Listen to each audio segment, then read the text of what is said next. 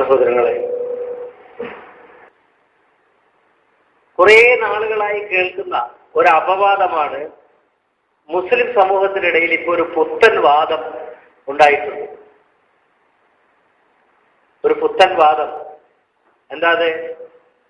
ഹദീസ് ആവശ്യമില്ല, മുസ്ലിമാകാൻ വേണ്ടി ഹദീസ് ആവശ്യമില്ല, ഖുർആൻ മാത്രം മതി എന്നൊരു പുത്തൻ വാദം ഈ സമൂഹത്തിൽ ഉണ്ടായിട്ടുണ്ട്. നിങ്ങളൊക്കെ അനുഭവിച്ചിട്ടുണ്ടോ ആ അപവാദം? കേൾക്കേണ്ടി വന്നിട്ടുണ്ടോ? ഉണ്ടോ? അതായത് ഹദീസ് ആവശ്യമില്ല ഒരു മുസ്ലിം ആവാൻ, ഖുർആൻ മാത്രം മതി എന്നൊരു പുത്തൻ വാദം സമൂഹത്തിലുണ്ട്, ഇപ്പോൾ ഉണ്ടായിട്ടുണ്ട് എന്നുള്ള ഒരു അപവാദം നിങ്ങളൊക്കെ കേൾക്കേണ്ടി വന്നിട്ടുണ്ടോന്ന്?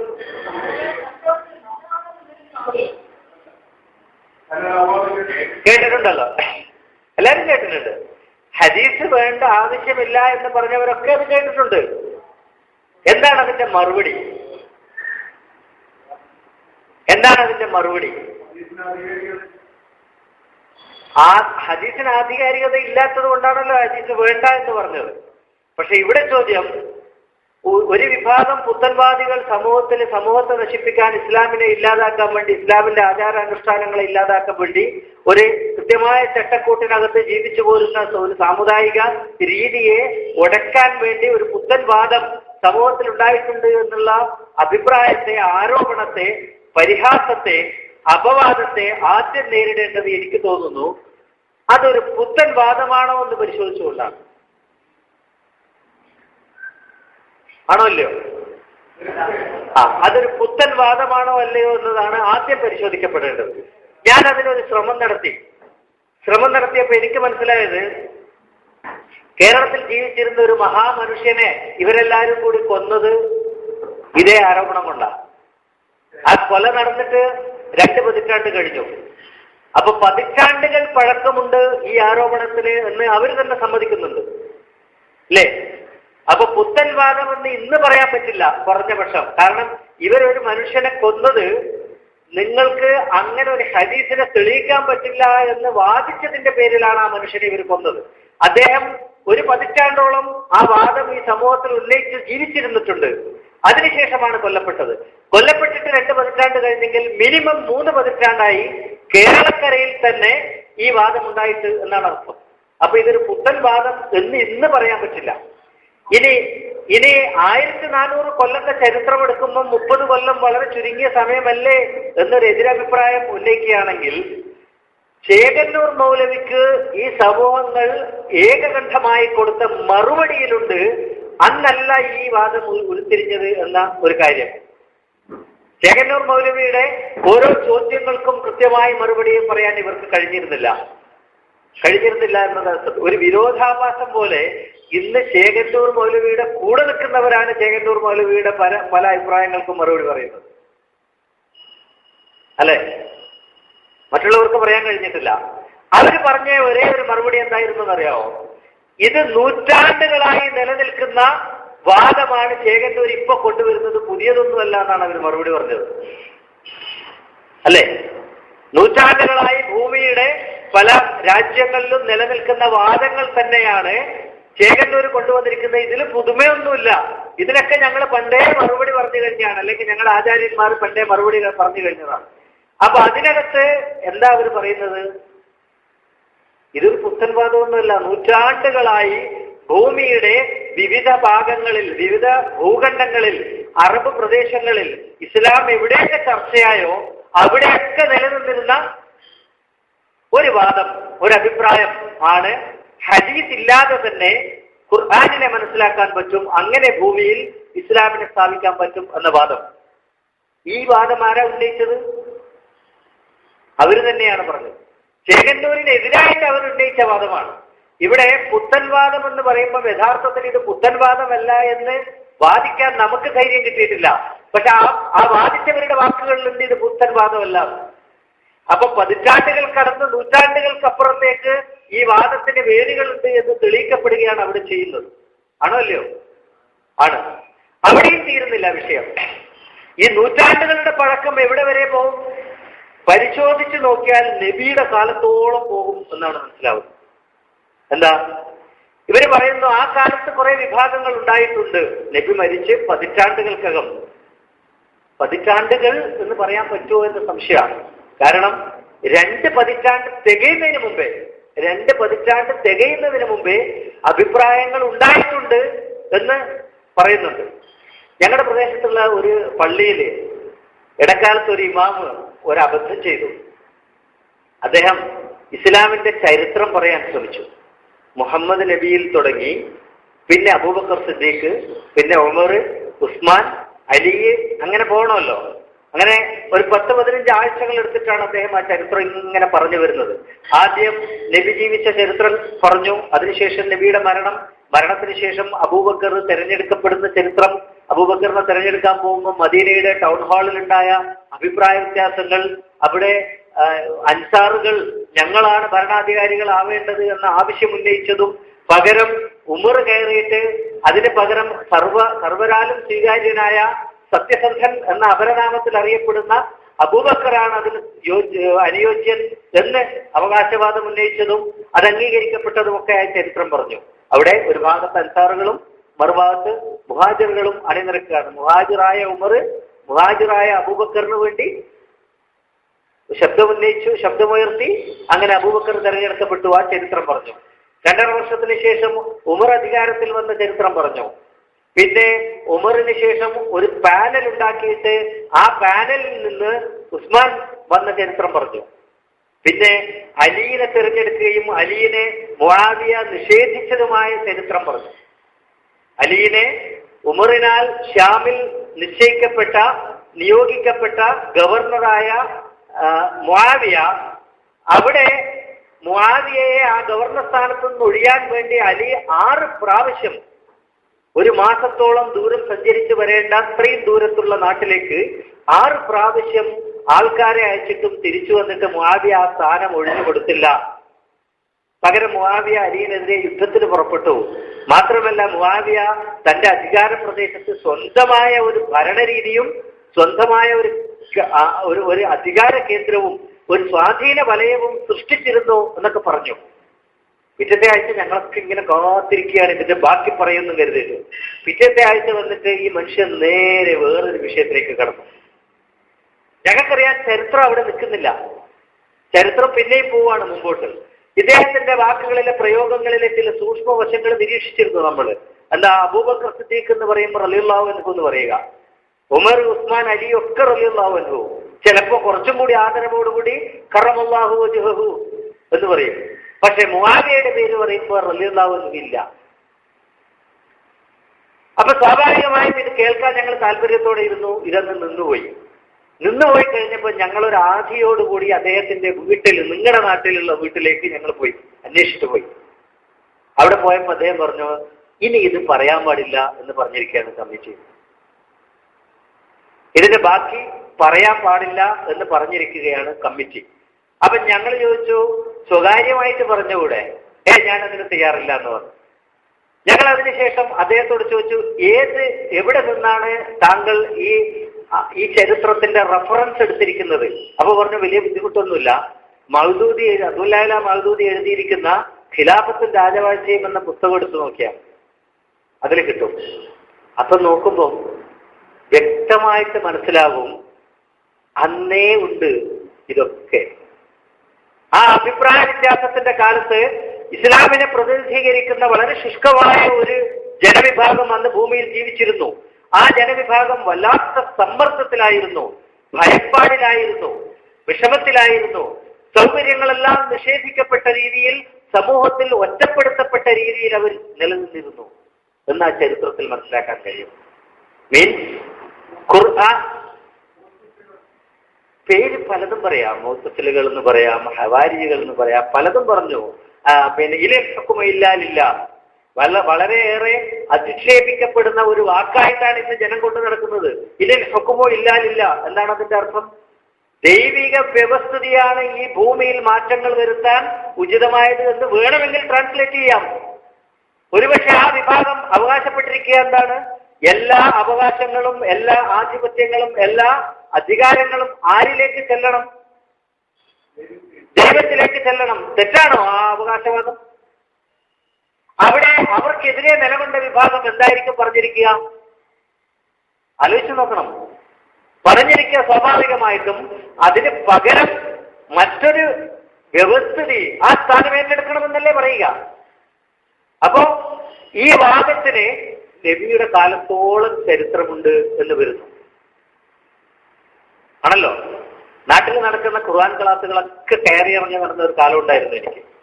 എല്ലാ ഖുർആൻ ക്ലാസ്സിലും ചൊവ്വാഴ്ച മുജാഹിദിൻ്റെതിന് പോവും, വെള്ളിയാഴ്ച സുന്നികളുടേതിന് പോവും, വ്യാഴാഴ്ച ജമാഅത്തെ ഇസ്ലാമിക്ക് പോവും, പിന്നെ ഇടയ്ക്ക് നാട്ടിലെ കുറച്ച് ചെറുപ്പക്കാരും കൂടി നടത്തുന്ന വേറെ ക്ലാസ് ഉണ്ടാവും, അവിടെ പോവും. അങ്ങനെ എല്ലാ രാത്രികളിലും പോയി ഖുർആൻ ക്ലാസ് കേൾക്കുന്ന ഒരു സമയം ഉണ്ടായിരുന്നു. അങ്ങനത്തെ ഒരു ക്ലാസ്സിൽ ഒരു മഹാപണ്ഡിതനോട് ഒരു ചോദ്യം ചോദിച്ചു. ഞാനല്ല, മറ്റൊരു വ്യക്തി. അദ്ദേഹം ചോദിച്ച ചോദ്യം ഹദീസുകളുടെ പ്രാമാണികതയെ കുറിച്ചാണ്. മീൻസ് ഹദീസുകളുടെ പ്രാമാണികതയല്ല, ഹദീസ് അല്ലാത്ത ഗ്രന്ഥങ്ങളുണ്ടല്ലോ. ചിലർക്ക് ഈ ചരിത്ര പഠനം എവിടെ വരെ പോകാം? ബുഖാരി വരെ പോകാം, അതിനപ്പുറത്തേക്ക് പോകാൻ പാടില്ല. പോയി നിൽക്കുക അവിടെയാണ്. ബുഖാരി, മുസ്ലിം അദ്ദേഹം പറഞ്ഞിട്ടുണ്ടെങ്കിൽ പിന്നെ അവിടെ നിർത്തിക്കൊള്ളുക ചർച്ച, അതിനപ്പുറത്തേക്ക് പോയിക്കൂടാ. അങ്ങനെ വിശ്വസിക്കുന്ന ഒരു വ്യക്തിയാണ് ഇദ്ദേഹത്തോട് ഇതിനെക്കുറിച്ച് ചോദ്യങ്ങൾ ചോദിച്ചത്. അപ്പോ അദ്ദേഹം ഇന്നുള്ള പണ്ഡിതന്മാരുടെ അഭിപ്രായങ്ങളെ മുഴുവൻ നിഷേധിക്കുന്നു, നിരാകരിക്കുന്നു. ഇന്ന് സമൂഹത്തിലുള്ള ഇസ്ലാമിക പണ്ഡിതന്മാരുടെ അഭിപ്രായങ്ങളെ മുഴുവൻ നിരാകരിക്കുന്നു. അതൊന്നും സ്വീകാര്യമല്ല. പക്ഷേ ബുഖാരിയിലേക്ക് എത്തിയാൽ അവിടെ നിൽക്കണം. അപ്പം എന്റെ മനസ്സിൽ അപ്പോൾ ഉദിച്ച സ്വാഭാവികമായ ഒരു ചോദ്യം ഞാൻ ചോദിച്ചു. ഈ ചരിത്ര പഠനം 13 നൂറ്റാണ്ട് വരെ പുറകോട്ട് കൊണ്ടുപോകാമെങ്കിൽ ഒരു നൂറ്റാണ്ടും കൂടി പുറകോട്ട് പോയാൽ എന്താ പ്രശ്നം? മനസ്സിലായിട്ടല്ലേ? 13 നൂറ്റാണ്ട് വരെ പുറകോട്ട് പോയിട്ടാണ് ബുഖാരിയെ സ്വീകരിക്കേണ്ടത്. ബുഖാരി ജീവിച്ചിട്ട് 13 നൂറ്റാണ്ട് കഴിഞ്ഞു. അപ്പൊ ബുഖാരിയെ സ്വീകരിക്കണമെങ്കിൽ 13 നൂറ്റാണ്ട് പുറകോട്ട് പോകണം.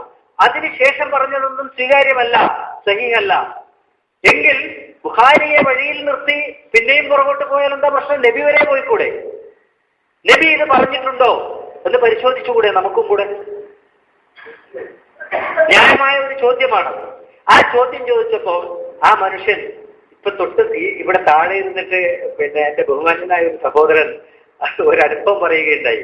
ഒരു പണ്ഡിതനോട് ഒരു ചോദ്യം ചോദിച്ച അനുഭവം. തൊക്കിനകത്ത് ഖുർആൻ വെച്ചിട്ട് ഇരിക്കുമ്പോ ആ ഖുർആനിലെ ഒരായത്തിനെ കുറിച്ച് എങ്ങനെയാ താങ്കൾ ഇത് വിശദീകരിക്കുക എന്ന് ചോദിച്ചപ്പോ ആദ്യം ചോദിച്ചൊരു നീ ഏതിൽപ്പെട്ടതാണ്? നീ ഏതിൽപ്പെട്ടതാണ്? മുസ്ലിമാണെന്ന് അറിയാം. പിന്നെന്താ അടുത്ത ചോദ്യം എന്താ? നീ ഏതിൽപ്പെട്ടതാണെന്ന് ചോദിച്ചാൽ നീ എന്റെ വിഭാഗമാണോ അല്ലയോ? എന്റെ വിഭാഗമാണെങ്കിൽ അതിനനുസരിച്ച് മറുപടി പറയാം, അല്ലെങ്കിൽ അതിനനുസരിച്ച് പറയാം. രണ്ടു തരം മറുപടി റെഡി ഉണ്ടാവും എപ്പോഴും. നീ ഏതാണെന്ന് അറിയണം, അതറിഞ്ഞാലേ പറയൂ. ഇതേ ചോദ്യമാണ് ഞാനും കേട്ടത് അന്നവിടെ. 100% ജനങ്ങളും ഇന്ന് മതത്തിന്റെ പണ്ഡിതന്മാരും മതത്തിന്റെ വിധികർത്താക്കളും അങ്ങനെയാണ്. അവരുടെ അനുയായികൾക്ക് ഒരു നീതി, അവരുടെ അനുയായികൾ അല്ലാത്തവർക്ക് മറ്റൊരു നീതി. അത് ചോദ്യത്തിന്റെ ഉത്തരത്തിൽ പോലും ഉണ്ട് ആ നീതി. അത് അവരെ സംബന്ധിച്ചിടത്തോളം നീതിയാണ്. ആ നീതിയുടെ അടിസ്ഥാനത്തിലാണ് ഉത്തരം പറയുക. ഈ മനുഷ്യനും എന്നോട് പറഞ്ഞത് അതേ ഉത്തരവാണ്, അതേ ചോദ്യമാണ്. നീ ഏതിൽപ്പെട്ടതാണ്? അത് ആ ക്ലാസ്സിൽ എന്റെ അവസാനത്തെ ക്ലാസ് ആയിരുന്നു. കാരണം ആ ഉത്തരത്തിൽ എനിക്കറിയാം അദ്ദേഹത്തിന്റെ ഉള്ളിൽ ഇരിപ്പ് എന്താണ്. ഇവിടെ സാമാന്യ ബുദ്ധിയുള്ള ഓരോ മനുഷ്യനും മനസ്സിലാവുന്നതാണ് ഇത് നൂറ്റാണ്ടുകൾ പഴക്കമുള്ള, നബിയുടെ കാലത്തോളം പഴക്കമുള്ള ഒരു വിഷയമാണ്. എന്താ വിഷയത്തിന്റെ കാതൽ? ഇസ്ലാമിനെ മനസ്സിലാക്കാൻ ഖുർആൻ മതിയോ അല്ല മറ്റെന്തെങ്കിലും കൂടെ വേണോ? ഷാരൂഖ് ഖാന്റെ ഒരു പരസ്യം ഈയിടെ ഞാൻ കണ്ടു. വീടിനടിച്ച പെയിന്റ് നോക്കിയിട്ട് പറഞ്ഞില്ലേ, ഈ പെയിന്റാണ് അടിച്ചതെങ്കിൽ അത് മതി, അല്ലെങ്കിൽ മറ്റെന്തെങ്കിലും കൂടെ വേണം. അപ്പോ ആ പെയിന്റിന്റെ പ്യൂരിറ്റി അറിയിക്കാനാണ് അദ്ദേഹം ആ വാക്ക് പറയുന്നത്. എന്ന് പറഞ്ഞ പോലെ ഖുർആൻ പ്യൂർ ആണെങ്കിൽ അതിന് ഖുർആൻ മതി എന്ന് വിശ്വസിക്കുന്ന ഒരു വിഭാഗം, അത് പോരാ എന്ന് വിശ്വസിക്കുന്ന ഒരു വിഭാഗം. ചിലപ്പം അതിന്റെ എണ്ണത്തിൽ ഭീമമായ അന്തരമുണ്ടാവാം. പക്ഷേ എത്ര വലിയ ജനതതി കൂടെ നിന്നാലും അസത്യം അസത്യമായി തന്നെ നിലനിൽക്കും. എത്ര കുറഞ്ഞ പേർ വിളിച്ചു പറഞ്ഞാലും സത്യം സത്യം തന്നെയായിരിക്കും. അല്ലെങ്കിൽ രാജ്യത്ത് കോടതികൾ ആവശ്യമില്ലല്ലോ, ഉണ്ടോ? ആൾക്കാർ കൂടുതൽ ആരെയാ സപ്പോർട്ട് ചെയ്യുന്നു നോക്കിയിട്ട് വിധി കൽപ്പിച്ചാൽ പോരെ. ശരി ഏതാണ് തെറ്റേതാണെന്ന് അറിയുന്നത് തെളിവുകളുടെയും ജ്ഞാനത്തിന്റെയും അടിസ്ഥാനത്തിലാണ്, അല്ലാതെ എണ്ണത്തിന്റെ അടിസ്ഥാനത്തിലല്ല. എണ്ണത്തിന്റെ അടിസ്ഥാനത്തിലാണെങ്കിൽ നാട്ടിൽ നടക്കുന്ന കൊലപാതകങ്ങളിലെ കുറ്റവാളികളെ ശിക്ഷിക്കാൻ ഒരു വോട്ടെടുപ്പല്ല നടത്തേണ്ടത്, അല്ലേ? ആ വോട്ടെടുപ്പ് നടത്തിയിട്ട് ഇയാളെ തൂക്കിക്കൊല്ലണോ ജീവജന്തു ഇടണോ എന്ന് വേണം ചോദിക്കാൻ.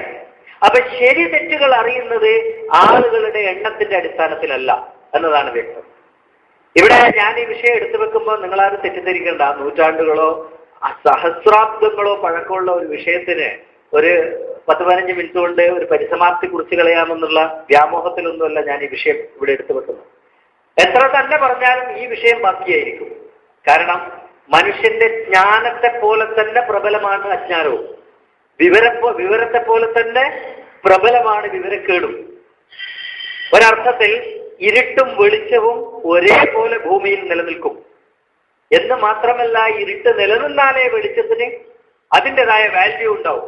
അപ്പൊ ഇത് രണ്ടും നിലനിൽക്കും. അത് അറിഞ്ഞുകൊണ്ട് തന്നെ പറയട്ടെ, ഞാനിവിടെ ശ്രമിക്കുന്നത് ഇപ്പൊ അടുത്തായിട്ട് ഉയർന്നു വന്ന ഒരു ചെറിയ ചിന്ത, ഒരു ചെറിയ ചോദ്യം, ആ ചോദ്യത്തെ അടിസ്ഥാനമാക്കി നമുക്കൊരു ചിന്ത ഇന്ന് ആവശ്യമാണെന്ന് എനിക്ക് തോന്നുന്നു. സൂറത്ത് ആൽ ഇമ്രാനിലെ 32, 31, 32 ആയത്തുകളെ അടിസ്ഥാനമാക്കി ഇപ്പൊ നെറ്റിൽ വലിയൊരു ചർച്ച നടക്കുന്നുണ്ട്. പലരും പരസ്പരം ചർച്ച ചെയ്തിട്ടുണ്ടാവാം. എന്തായിട്ട് ഇൻ കുൻതും തുഹിബ്ബൂനല്ലാഹ ഫത്തബിഊനി യുഹിബ്ബുകും അല്ലാഹു വയഗ്ഫിർ ലക്കും ദുനൂബക്കും വല്ലാഹു ഗഫൂറുർ റഹീം. അതാണ് ആദ്യത്തെ ആയത്ത്. 2 ഖുൽ അത്തിഉല്ലാഹ വഅത്തിഉർ റസൂൽ ഫഇൻ തവല്ലു ഫഇന്നല്ലാഹ ലാ യുഹിബ്ബുൽ കാഫിരീൻ. ഈ രണ്ടാമത്തെ ആയത്തുകൾ കുറെ ചർച്ചയ്ക്ക് വന്നതാണ്. പക്ഷെ ആദ്യത്തതിൽ ചോദ്യം ഇതാണ്, ഖുൽ ഇൻ കുൻതും തുഹിബ്ബൂനല്ലാഹ, നിങ്ങൾ പറയണം, നീ പറയണം. നബിയെ അഭിസംബോധന ചെയ്ത് പറയുന്നു എന്നാണ് വ്യാഖ്യാനങ്ങൾ മുഴുവൻ. അള്ളാഹു നബിയോട് പറയുകയാണ്, നബിയെ പറയുക, ഇൻ കുൻതും തുഹിബ്ബൂനല്ലാഹ, നിങ്ങളെല്ലാവരും അള്ളാഹുവിനെ ഇഷ്ടപ്പെടുന്നുവെങ്കിൽ, സ്നേഹിക്കുന്നുവെങ്കിൽ എന്ത് ചെയ്യണം? ഫത്തബിഊനി, നിങ്ങൾ അള്ളാഹുവിനെ അല്ല പിൻപറ്റേണ്ടത്, അള്ളാഹുവിന്റെ വചനങ്ങളെയും അല്ല പിൻപറ്റേണ്ടത്. പിന്നാരെ പിൻപറ്റണം? എന്നെ പിൻപറ്റണം. ഫത്തബിഊനി, വ്യക്തമായ അർത്ഥമാണത്. ആ അർത്ഥത്തിലൊന്നും ഒരു മായ ചേർക്കലും നടന്നിട്ടൊന്നുമില്ല. എങ്കിൽ യുഹിബ്ബുകും അല്ലാഹു, എങ്കിൽ അള്ളാഹു നിങ്ങളെ ഇഷ്ടപ്പെടും. പിന്നെ വയഗ്ഫിർ ലക്കും ദുനൂബക്കും, നിങ്ങളുടെ പാപങ്ങളെല്ലാം ദൈവം പുറത്തു തരികയും ചെയ്യും. ഈ ആയത്തിന്റെ രണ്ടാം ഭാഗത്തിൽ നമുക്ക് അഭിപ്രായ വ്യത്യാസമൊന്നുമില്ല. അള്ളാഹു ഇഷ്ടപ്പെടുക, പാപങ്ങൾ പുറത്തു തരിക, അതവിടെ ഇരിക്കട്ടെ. ഇവിടെ ആദ്യത്തെ എന്താണ്? ഫത്തബിഊനി എന്ന് പറഞ്ഞത് എന്നെ പിന്തുടരണം എന്നാണെങ്കിൽ ആരെയാണ് നമ്മൾ പിന്തുടരേണ്ടത്? ആരെയാണ്? മുഹമ്മദിനെ പിന്തുടരണം. മുഹമ്മദ് ഇന്ന് ജീവനോടെ ഇല്ല. ജീവനോടെ ഇല്ലെങ്കിൽ, മുഹമ്മദ് ജീവനോടെ ഇല്ലെങ്കിൽ എങ്ങനെ മുഹമ്മദിനെ പിന്തുടരും? എങ്ങനെ മുഹമ്മദിനെ പിൻപറ്റും? എങ്ങനെ മുഹമ്മദിനെ അനുസരിക്കും? സ്വാഭാവികമായ നീതിയുക്തമായ ചോദ്യമാണ്. ആണല്ലോ, അല്ലേ? ആണല്ലോ. ഇത് ഒരു പരിധിവരെ ഖുർആൻ മതി എന്ന് ചിന്തിച്ചവരുടെ ഉള്ളിൽ ഒരു ചെറിയ സംശയം ഉടലെടുക്കാൻ കാരണമായിട്ടുണ്ട് എന്ന് എനിക്ക് തോന്നിയിട്ടുണ്ട്. ഇതിനെക്കുറിച്ചൊരു ചർച്ച ഈ സമയത്ത് നമ്മൾ മാറി നിൽക്കുകയല്ല വേണ്ടത്, ചർച്ച ചെയ്യണം. ഇനി ഹദീസ് വേണമെന്നാണെങ്കിൽ സ്വീകരിക്കണം. എന്താ പേടി? പേടിയുണ്ടോ? വേണമെന്നാണെങ്കിൽ, വേണ്ട എന്നാണ് തെളിയിക്കപ്പെടുന്നെങ്കിലേ നമുക്ക് നിലപാടിൽ ഉറച്ചു നിൽക്കാൻ അവകാശമുള്ളൂ. നിലപാട് എന്ന് പറയുന്നത് ഒരു ഇരുമ്പൊലക്കൊന്നുമല്ല, അത് മാറിക്കൂടാതൊന്നുമില്ല. ശരിയെന്ന് കണ്ടെത്തുന്നു, അതിലേക്ക് മാറണം. അപ്പൊ ഇവിടെ കാര്യങ്ങൾ പരിശോധിക്കപ്പെടണം. ഈ സമൂഹത്തിലെ 99% പിഴപ്പിക്കപ്പെടാൻ പ്രധാന കാരണം ഇത്തരം സംശയങ്ങൾ മനസ്സിലുദിക്കുമ്പോൾ ആ സംശയങ്ങളെ നേരിടാൻ ധൈര്യം കാണിക്കാതെ പിൻവാങ്ങിക്കളഞ്ഞതാണ്. 99% ജനങ്ങളും പിഴപ്പിക്കപ്പെടാൻ, ചിന്താഗതിയിൽ പിഴച്ചു പോകാനുള്ള കാരണം ഇത്തരം സംശയങ്ങൾ മനസ്സിലുദിക്കുമ്പോൾ ആ സംശയങ്ങളെ നേരിടാൻ, അതിനെ പരിശോധിക്കാനുള്ള തന്മയം കാണിക്കാതെ പിന്മാറിക്കളഞ്ഞു. നമ്മളൊക്കെ അങ്ങനെയുള്ള പല ഘട്ടങ്ങളിൽ പിന്നോട്ട് പോയിട്ടുണ്ട്. നമസ്കരിക്കാൻ വേണ്ടി പറഞ്ഞപ്പോ ഖുർആനാണ് ഇസ്ലാമിന്റെ അടിസ്ഥാന പ്രമാണം എന്ന് പിന്നീട് അറിഞ്ഞപ്പോ, ഈ ഖുർആനിനകത്ത് നമസ്കാരത്തെക്കുറിച്ച് പറഞ്ഞിട്ടില്ല എന്നറിഞ്ഞപ്പോ, ഞാൻ വിശ്വസിക്കുന്ന ഭൂമിയിലുള്ള 160 കോടി മനുഷ്യരും മുസ്ലിങ്ങളും ഒരു നിമിഷം പകച്ചു പോയിട്ടുണ്ട്. എന്തുകൊണ്ട്? ഈ അടിസ്ഥാന തത്വം ഖുർആനിൽ പറയപ്പെട്ടിട്ടില്ല. ഇല്ലേ? പകച്ചു പോയിട്ടില്ലേ? എന്ത് ചെയ്തു? എന്നിട്ട് നമ്മള് ആ സംശയത്തെ നേരിടാൻ ധൈര്യം കാണിച്ചില്ല, പിന്മാറിക്കളഞ്ഞു, പിന്നോട്ട് പോയി കളഞ്ഞു. കാരണം എന്താ? നമസ്കാരത്തെ, ഖുർആനിനെ, ഹദീസിനെ ചോദ്യം ചെയ്താൽ ഞാൻ ആരായി മാറും? ഞാൻ പിഴച്ചവനായി മാറും. പിഴച്ചവനായി മാറുമെന്ന ചിന്തയിലൂടെ പിഴച്ചുപോയി. അതാണ് സംഭവിച്ചത്. ഇവിടെയും അതിനൊരു സാധ്യതയുണ്ട്. ഇവിടെയും ഒരു സാധ്യതയുണ്ടെങ്കിൽ നമുക്കത് ഈ നിമിഷം ചിന്തിച്ചേ പറ്റൂ എന്നാണ് എനിക്ക് തോന്നുന്നത്. ഇവിടെ അതിന്റെ തുടർച്ചയായി തന്നെ ദൈവം പറയുന്നു, ഖുൽ അതിഉല്ലാഹ വഅതിഉർ റസൂൽ ഫഇൻ തവല്ലു ഫഇന്നല്ലാഹ ലാ യുഹിബ്ബുൽ കാഫിരീൻ. അവിടെ വീണ്ടും പറയുകയാണ് അതിഉല്ലാഹ വഅതിഉർ റസൂൽ, അല്ലാഹുവിനെയും റസൂലിനെയും അനുസരിക്കണം. നോക്കണം, പെട്ടെന്ന് ആരും പതിച്ചു പോകും. പ്രത്യേകിച്ച് ഇന്നത്തെ പണ്ഡിതന്മാരുടെ ആ ഒഴുക്കിലുള്ള സംസാരം കേൾക്കുമ്പോൾ ആരായാലും അറിയാതെ പഴിച്ചു പോകും. ഖുർആൻ കൂട്ടിവെച്ചിട്ട് ഇതിന്റെ കൂടെ അങ്ങ് പോയി പോകും അറിയാതെ.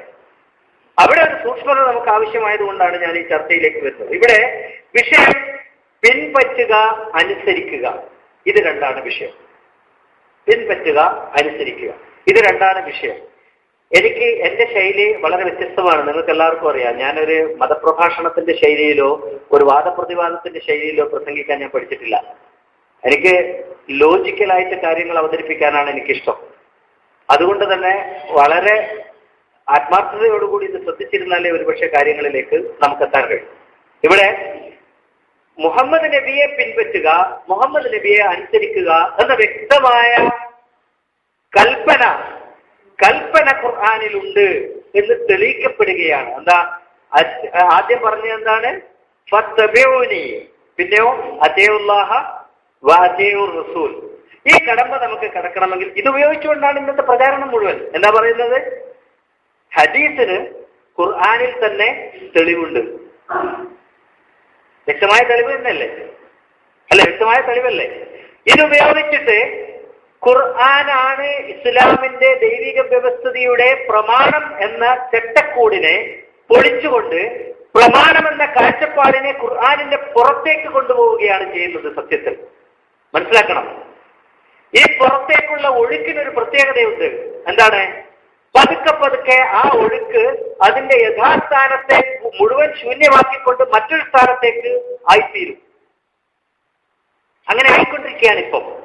അതിഉല്ലാഹ വഅതിഉർ റസൂൽ ഫത്തബിഊനി എന്ന കൽപ്പനയെ പിടിച്ചുകൊണ്ട് പറയുന്നു, ഖുർആൻ മാത്രമല്ല പ്രമാണം. കാരണം നബിയെ അനുസരിക്കണം, അള്ളാഹുവിനെയും അനുസരിക്കണം എന്ന് പറഞ്ഞു. അള്ളാഹുവിനെ അനുസരിക്കൽ ഖുർആനാണെന്ന് മനസ്സിലാക്കാം. അപ്പൊ നബിയെ അനുസരിക്കലോ മറ്റെന്തെങ്കിലുമൊക്കെ വേണം. എന്ന് വെച്ചാൽ പ്രമാണം എന്ന അടിസ്ഥാനത്തെ ഖുർആനിന്റെ ചട്ടക്കൂടിന് പുറത്തേക്ക് കൊണ്ടുപോകാൻ ഒരു പഴുത് കണ്ടെത്തുകയാണ് ഇവിടെ. അല്ലെ? ഈ പഴുതുകളൊക്കെ സാവധാനം എന്താ സംഭവിക്കുക? ഇതിനകത്തുള്ളത് മുഴുവൻ ഒഴിവാവും, ഖുർആൻ കാലിയാവും, മറ്റിടത്ത് നിറയും. പ്രമാണം ഖുർആനല്ല, മറ്റതാണ് പ്രമാണം എന്ന അവസ്ഥയിലേക്ക് വരും. ഇന്ന് ആ അവസ്ഥയെ അഭിമുഖീകരിച്ചുകൊണ്ടിരിക്കുകയാണ് ഇന്ന് മുസ്ലിം സമൂഹം. എന്താ? പണ്ടൊക്കെ പറഞ്ഞു ഖുർആൻ ആദ്യകാലത്തൊക്കെ പറഞ്ഞത് പ്രമാണം ഖുർആൻ, ഹദീസ് ഖുർആനിന്റെ വിശദീകരണം മാത്രമാണെന്ന് പറഞ്ഞു. വിശദീകരണം ഒരിക്കലും പ്രമാണത്തിന് തുല്യമാവില്ല, ഇന്ത്യൻ ഭരണഘടനയ്ക്ക് തുല്യമാവില്ല, ഇന്ത്യൻ ഭരണഘടനയുടെ ഒരു വ്യാഖ്യാനവും. ശരിയല്ലേ? ഏത് വ്യാഖ്യാനത്തെയും നമുക്ക് നിഷേധിക്കാം, ഇന്ത്യൻ ഭരണഘടനയെ നിഷേധിക്കാൻ പറ്റില്ല. അതാണ് പ്രമാണവും പ്രമാണത്തിന്റെ വ്യാഖ്യാനവും തമ്മിലുള്ള വ്യത്യാസം. ഇന്ത്യൻ ഭരണഘടനയിൽ നമ്മുടെ ജീവപര്യന്ത തടവിനെ കുറിച്ചോ അല്ലെങ്കിൽ തൂക്കിക്കൊല്ലുന്നതിനെ കുറിച്ചോ അല്ലെങ്കിൽ മോഷണത്തിനുള്ള ശിക്ഷയെക്കുറിച്ചോ വഞ്ചനയ്ക്കുള്ള ശിക്ഷയെക്കുറിച്ചോ പറയുന്നുണ്ടെങ്കിൽ ആ ഭാഗത്തെ നിരാകരിക്കാൻ ഒരു ഇന്ത്യൻ പൗരന് അവകാശമില്ല. ഉണ്ടോ? അതാണ് പ്രമാണത്തിന്റെ പ്രത്യേകത.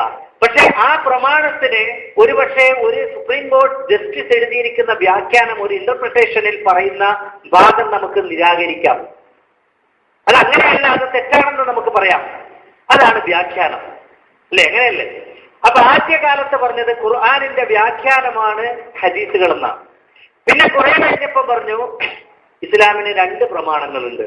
നോക്കണം, പതുക്കെ ഈ പ്രമാണത്തെ ഖുർആനിൽ നിന്ന് വെളിയിലേക്ക് കൊണ്ടുപോവുകയാണ്. ഒരു കൃത്യമായ ആസൂത്രണത്തിന്റെ ഭാഗമായി എന്ന പോലെ, കൃത്യമായ ഒരു ആസൂത്രണത്തിന്റെ ഭാഗമാണ് എന്ന് വിശ്വസിക്കാൻ പ്രേരിപ്പിക്കും വിധം 2 പ്രമാണങ്ങളാണെന്ന് പറഞ്ഞു.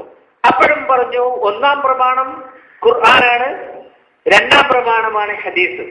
ഖുർആനിൽ നിന്ന് കിട്ടിയില്ലെങ്കിൽ ഹദീസിലേക്ക് പോകണം. നോക്കണം, അങ്ങനെയാണ് ഫിഖഹിന്റെ കർമ്മശാസ്ത്ര പണ്ഡിതന്മാർ ആദ്യം പഠിപ്പിച്ചത്. നിങ്ങളിൽ ഒരു പ്രശ്നമുടലെടുത്താൽ ആ പ്രശ്നത്തിനുള്ള പരിഹാരം ഖുർആനിൽ കിട്ടിയില്ലെങ്കിൽ ഹദീസിലേക്ക് പോകാം. എന്നിട്ട് ഈ ഹദീസിനെ സംശയിക്കാതിരിക്കാൻ വേണ്ടി വേറൊരു തന്ത്രവും കൂടെ പറഞ്ഞു. ഹദീസിൽ കിട്ടിയില്ലെങ്കിൽ ഇജ്മായിലേക്ക് പോകാം, ഇജ്മായിലും കിട്ടിയില്ലെങ്കിൽ ഖിയാസിലേക്ക് പോകാം. ഈ ഖിയാസിലേക്ക് പോകാം എന്ന് പറയുന്നതോടുകൂടി നമ്മളിലേക്ക് തന്നെ കാര്യങ്ങൾ തിരിച്ചെത്തി. കാരണം ഹദീസ് എന്ന് പറയുമ്പോൾ നബി പറഞ്ഞിട്ടുണ്ട് അല്ലെങ്കിൽ നബി ചെയ്തിട്ടുണ്ട് എന്ന വ്യാജേന ഭൂമിയിൽ നിലനിൽക്കുന്ന കാര്യങ്ങളാണ് ഹദീസ്. ഇജ്മാ എന്ന് വെച്ചാലോ, അതിനുശേഷം കുറെ ആൾക്കാർ ഐക്യകണ്ഠ്യേന എടുത്ത തീരുമാനം, അതിന് പോലും ഒരു പരിധിയുണ്ട്. കാരണം ആ കാലത്തിന് ശേഷം എടുത്ത തീരുമാനം ഏറ്റെടുക്കാൻ പറ്റില്ല. പക്ഷെ ഖിയാസ് എന്ന് വെച്ചാൽ എന്താ, ഇന്ന് വേണമെങ്കിൽ അതിനനുസരിച്ച് വേറൊരു തീരുമാനമെടുക്കാം. അടിസ്ഥാന തീരുമാനത്തെക്കുറിച്ചാണ് ഞാൻ പറയുന്നത്. അടിസ്ഥാനപരമായ ഒരു നിയമനിർമ്മാണത്തെക്കുറിച്ചാണ് പറയുന്നത്. അതാണ് ഖിയാസ്. അപ്പം ആദ്യം തന്നെ ഇതിന്റെ സൂചന കിട്ടിയിരുന്നു, ഇതെങ്ങോട്ടാ കൊണ്ടുപോകുന്നത്. അധികാരം മുഴുവൻ ദൈവത്തിൽ നിന്ന് മാറ്റി വ്യവസ്ഥിതിയെ നിർവചിക്കാനുള്ള അവകാശം ദൈവത്തിൽ നിന്ന് എടുത്തു മാറ്റി തന്നിലേക്ക് കൊണ്ടുവരാൻ കണ്ടെത്തിയ മാർഗമാണ് ഹദീസ്, ഇജ്മാ, ഖിയാസ്. ഖിയാസോടുകൂടി അത് തന്നിലേക്ക് എത്തി. പക്ഷെ അന്നും നമ്മൾ അതിന്റെ അപകടം തിരിച്ചറിയാത്ത വിധം ഖുർആൻ ഒന്നാം പ്രമാണം, ഹദീസ് രണ്ടാം പ്രമാണം എന്ന് പറഞ്ഞു. പിന്നെ കുറെ കാലം കഴിഞ്ഞപ്പോൾ പറഞ്ഞു ഈ 1, 2 എന്ന് പറയുന്നത് അതിന്റെ സ്ഥാനത്തിന്റെ അടിസ്ഥാനത്തിലുള്ള നമ്പറുകളല്ല. വെറുതെ നമ്മൾ എണ്ണുമ്പം 1ഉം 2ഉം എണ്ണുമല്ലോ, അങ്ങനെയുള്ളൂ. ഖുർആനിന്, ഇസ്ലാമിന് 2 പ്രമാണങ്ങളാണ്, രണ്ടും തുല്യ പ്രാധാന്യങ്ങളുള്ള പ്രമാണങ്ങളാണ്. ഖുർആനും ഹദീസും തുല്യ പ്രാധാന്യമാണെന്ന് പറഞ്ഞു. എല്ലാം കഴിഞ്ഞിട്ട് ഇപ്പം ഒരു വിഭാഗം പണ്ഡിതന്മാർ പ്രസംഗിക്കുന്നു ഹദീസാണ് ഒന്നാം പ്രമാണം. അതിന് കാരണമുണ്ട്. ഖുർആൻ നിങ്ങൾക്ക് മനസ്സിലാവില്ല, ഹദീസാണ് ഒന്നാം പ്രമാണം. അപ്പൊ നിങ്ങൾക്ക് എന്തെങ്കിലും ഒരു സംശയമുണ്ടെങ്കിൽ ഹദീസിലേക്ക് പോകണം. ഞാൻ നേരത്തെ പറഞ്ഞ അവസ്ഥയിലെത്തി. ഖുർആൻ ശൂന്യമായി. ഖുർആൻ ഇസ് എ ബിഗ് സീറോ. ഇപ്പം പൂജാ കർമ്മങ്ങൾക്ക് ഉപയോഗിക്കുന്ന ഒരു പുഷ്പത്തിന്റെ സ്ഥാനമാണ് ഇപ്പൊ ഖുർആനിന്, അല്ലേ? അതിൽ നിന്ന് ഇങ്ങോട്ടൊന്നും കിട്ടില്ല, പകരം പുണ്യം കിട്ടും, അർപ്പിച്ചാൽ കിട്ടുന്ന പുണ്യം. ആ അവസ്ഥയിലേക്ക് ഖുർആനിനെ എടുത്തു മാറ്റി. എന്നാൽ ജീവിതത്തിന് ഉപകാരപ്പെടുന്ന എന്തെങ്കിലും ഒരു നിയമം, ഒരു വ്യവസ്ഥിതി കിട്ടണമെങ്കിൽ എങ്ങോട്ട് പോകണം? ഹദീസിലേക്ക് പോകണം. എന്ത് തോന്നുന്നു? ഇതൊരു ഗൂഢാലോചനയല്ലേ? വ്യക്തമായ ഒരു ഗൂഢാലോചനയല്ലേ? ഈ ഗൂഢാലോചനയെ നേരിടണമെങ്കിൽ ഇതിന്റെ സത്യാവസ്ഥ നമ്മളടക്കം ചിന്തിച്ചിരിക്കണം. ഇവിടെ യഥാർത്ഥത്തിൽ സംഭവിച്ചത് പണ്ട് അറബികളെ കുറിച്ച് പറയാറുണ്ടല്ലോ. ഒരു അറബി അദ്ദേഹത്തിന്റെ ടെന്റിനകത്ത് ഒരു ഒട്ടകത്തിന് താമസിക്കാൻ സ്ഥലം കൊടുത്ത ഒരു കഥ പറയാറില്ല, അറിയാവോ? ഒരു ടെന്റിൽ താമസിക്കുകയായിരുന്നു അറബിയും കുടുംബവും. അദ്ദേഹത്തിനും കുടുംബത്തിനും താമസിക്കാനുള്ളതാണ് അതിനകത്തുണ്ടായത് സ്ഥലം. പക്ഷെ ഒരു ഒട്ടകം കയറി വന്നപ്പോ ആദ്യം ഒട്ടകത്തിന്റെ തല അകത്തേക്ക് ഇടാൻ വേണ്ടി അദ്ദേഹം ഒരു സൗകര്യം ചെയ്തു കൊടുത്തു, അനുവാദം കൊടുത്തു. ആ തല അകത്തേക്ക് കയറി, പിന്നെ ഒട്ടകം പതുക്കെ അതിന്റെ കഴുത്ത് നീട്ടി, പിന്നെ ശരീരം നീട്ടി, മുൻകാലുകൾ നീട്ടി, പതുക്കെ ഒട്ടകം ഈ കൂട്ടിനകത്ത്, ടെന്റിനകത്ത് മുഴുവനായി കയറിയപ്പോ അറബിയും വീട്ടുകാരും ടെന്റിന് പുറത്തായി. ഈ അവസ്ഥയിലാണ് പ്രമാണം എന്ന കാഴ്ചപ്പാടിനകത്തേക്ക് ഹദീസ് കയറി വന്നപ്പോ ഖുർആൻ മുഴുവൻ പ്രമാണം എന്ന കാഴ്ചപ്പാടിന്റെ പുറത്തേക്ക് പോയിരിക്കുകയാണ്. ഇവിടെ നമ്മൾ ചിന്തിക്കേണ്ട ഒരു കാര്യം എന്താണെന്ന് വെച്ചാൽ, ലഖദ് കാന ലക്കും ഫീ റസൂലില്ലാഹി ഉസ്വത്തുൻ ഹസന. ഇതിനെ ഉപോത്ബലകമായ മറ്റൊരു പ്രബലമായ ആയത്താണ് എടുത്തുപയോഗിക്കുന്ന. എന്താ? നബിയിൽ നല്ലൊരു മാതൃകയുണ്ട് നിങ്ങൾക്ക്. എങ്ങനെയാണ് നമ്മളിത് മനസ്സിലാക്കുക? നബിയിൽ നമുക്ക് നല്ല മാതൃകയുണ്ട്. നബിയെ പിന്തുടരണം, നബിയെ അനുസരിക്കണം. എവിടെ കിട്ടും ഇതൊക്കെ? ഖുർആനിൽ ഇല്ലെങ്കിൽ, ഖുർആൻ അല്ലെങ്കിൽ, ഖുർആൻ അല്ല എന്നാണല്ലോ വാദം. ഇതിലാണ് കാര്യങ്ങൾ മുഴുവൻ കിടക്കുന്നത് എന്ന് മനസ്സിലാക്കണം. ഇവിടെ ഗൗരവപൂർവമായ ഒരു ചിന്ത നമുക്ക് ആവശ്യമാണ്. മുഹമ്മദ് നബിയെ അനുസരിക്കണം, അത്തിയൂനി എന്നെ, അതേപോലെ ഫത്തബിഊനി എന്നെ പിന്തുടരണം, ഉസ്വത്തുൻ ഹസന ഉത്തമമായ മാതൃകയുണ്ട്. ഇത് മൂന്നും അംഗീകരിച്ചേ പറ്റും. ഖുർആനിന്റെ വാക്കുകളാണ്. ഇത് മൂന്നും അംഗീകരിച്ചാൽ എന്തൊക്കെയാണ് സാധ്യത എന്ന് മനസ്സിലാക്കുന്നതിന് മുമ്പേ ഇന്നത്തെ അവസ്ഥയിൽ എന്തൊക്കെയാണ് പോരായ്മകളെന്ന് ആദ്യം മനസ്സിലാക്കണം. ഞാൻ പറഞ്ഞ ഈ കളകൾ വളർന്നു. ഒരു കാര്യം ആദ്യം ഞാൻ ചോദിക്കട്ടെ, മുഹമ്മദ് നബിയെ നമുക്ക് മാതൃകയാക്കാം, ഒരു സംശയവുമില്ല. മാതൃകയാക്കാൻ ഇവർ സ്വീകരിക്കാൻ പറയുന്നത് ഹദീസുകളാണ്. ഓക്കെ, സമ്മതിച്ചു. ബുഖാരി സ്വീകരിക്കാം, മുസ്ലിം സ്വീകരിക്കാം, ഇബ്നു മാജ സ്വീകരിക്കാം, സിഹാഹ് സിത്ത മുഴുവനും സ്വീകരിക്കാം. നമുക്കതൊന്ന് പഠിക്കാനിറങ്ങിയാലാണ് അത്ഭുതം കാണുക. ഞങ്ങളുടെ നാട്ടിൽ ഈ അടുത്ത കാലത്ത് ഒരു മുഖാമുഖം നടന്നു. എന്നാ മുഖാമുഖം? ഹദീസ് നിഷേധികൾക്ക് മറുപടി. മുജാഹിദ് പ്രസ്ഥാനത്തിന്റെ വലിയ വലിയ വലിയ നേതാക്കന്മാരൊക്കെ വന്നിട്ട് ഇവര് കുറേ കാര്യങ്ങൾ പറഞ്ഞു. അപ്പോ ഞങ്ങളെ ആരെയും ക്ഷണിച്ചിട്ടുമില്ല, ഞങ്ങൾ പോയിട്ടുമില്ല. ക്ഷണിച്ചാലും പോവില്ലായിരുന്നു, പക്ഷെ ക്ഷണിച്ചിട്ടുമില്ല. പക്ഷേ രസകരമായ സംഗതി, അവിടെ രണ്ട് മുഖങ്ങളെ അവർ തന്നെ സൃഷ്ടിച്ചതാണ്. ഒരു കൃത്രിമ മുഖത്തെ അവർ തന്നെ സൃഷ്ടിച്ചു. ചില ചോദ്യങ്ങൾ ചോദിക്കാൻ അവർ തന്നെ ആൾക്കാരെ ഉണ്ടാക്കി. എന്നിട്ട് അതിന്റെ മറുപടി. മുഖാമുഖാകുമ്പോൾ രണ്ട് മുഖം വേണമല്ലോ. എനിക്ക് മനസ്സിലാവാത്തത്, ഇസ്ലാമിന്റെ സംസ്ഥാപനത്തിന് ആണെന്നാണ് ഇവർ അവകാശവാദം.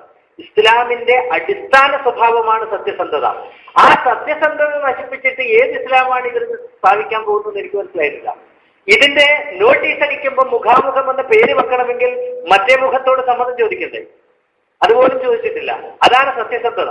എന്നിട്ട് അവിടെ കൃത്രിമമായി ഇവര് കുറെ ചോദ്യങ്ങൾ ഉണ്ടാക്കിയപ്പോ ചില നിഷ്കളങ്കർ എണീച്ചിട്ട് അറിയാത്ത ചില ചോദ്യങ്ങൾ ചോദിച്ചു. ആ കൂട്ടത്തിൽ കണ്ടവര് ഒറ്റ ചോദ്യത്തിന് ഉത്തരവില്ല. പിന്നെ പറയാം, അടുത്ത എഴുതി തന്നാൽ മതി, ഞാൻ അയച്ചു തരാം ഉത്തരം എന്നൊക്കെയായിരുന്നു പലതരം ഇവരിൽ നിന്ന് കിട്ടുന്ന മറുപടികൾ.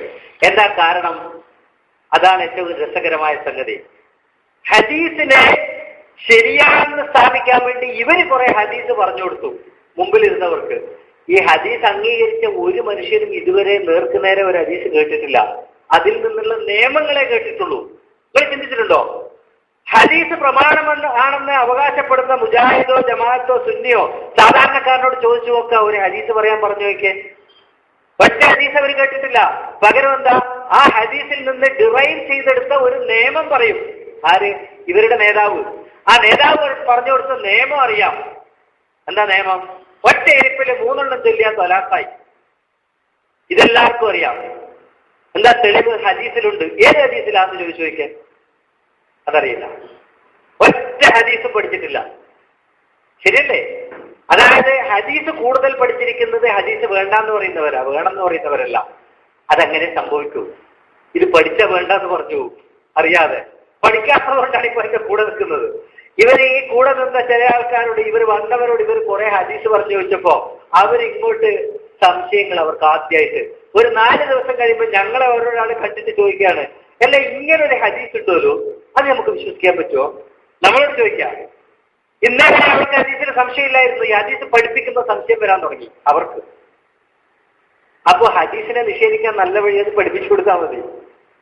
കാരണം ഇത് പഠിക്കുന്നില്ല ആരും. ഈ ഹദീസ് ആരും പഠിക്കുന്നില്ല. ഇവിടെ ആ ഹദീസിലൂടെ നബിയെ മാതൃകയാക്കണം, നബിയെ പിന്തുടരണം, നബിയെ അനുസരിക്കണം എന്ന് പറയുന്നു. ഞാൻ തയ്യാറാണ് പരിപൂർണമായിട്ടും. ഞാൻ 11 പെണ്ണ് കിട്ടും നാളെ പോയിട്ടു. പാടുണ്ടോ ഇല്ലയോ? അതിന് വിധി ഇവര് പറയണം. ആദ്യം നബിയാണ് മാതൃകയെങ്കിൽ നബി ചെയ്തത് എനിക്ക് ചെയ്യാമല്ലോ.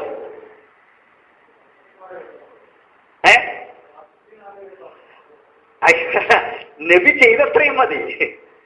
12 കെട്ടാലോ എനിക്ക്. ഇല്ല, കെട്ടിക്കൂടെ? അത് രണ്ടാമത്തെയാണ്. ഇത് 12 കെട്ടിയതാണ്. അപ്പോ എനിക്ക് 12 കെട്ടാം. നബിയെ മാതൃകയാക്കാമെങ്കിൽ ഇവിടെ നബിയെ മാതൃകയാക്കാൻ പാടില്ല എന്ന് അവര് മറുപടി പറയും, നമ്മളല്ല. അവര് മറുപടി പറയും. അപ്പൊ എന്താ പറയാന്നറിയോ? നബിക്ക് പ്രത്യേക നിയമമുണ്ട്. അപ്പൊ പിന്നെന്താ മാതൃക? നബിക്ക് പ്രത്യേക നിയമം ഉണ്ടെങ്കിൽ പിന്നെ അത് മാതൃകയാവുമോ? അപ്പൊ ഒരു ഇരട്ടത്താപ്പാണ്. നബിയെ മാതൃകയാക്കാം എന്ന ഹദീസ് സ്വീകരിക്കാൻ വേണ്ടി താത്വികമായ നിയമം പറയുക, എന്നാൽ തത്വത്തിൽ നിന്ന് കടന്ന് പ്രായോഗിക തലത്തിലേക്ക് പോയിട്ട് എന്റെ അമ്മത്തിനോട് ഞാൻ പോയിട്ട് ഞാൻ നിങ്ങളെ മകളെ കൂടാതെ ഒന്നിനും കൂടി കെട്ടു എന്ന് പറഞ്ഞാൽ അയാള് ഹറമിലെ ഇമാമാണെങ്കിലും എന്നെ വിടൂല. വിടുവോ? വിട്ടിട്ടില്ല എന്ന് ഇവരെന്നെ പറയുന്നുണ്ട്. എന്താ?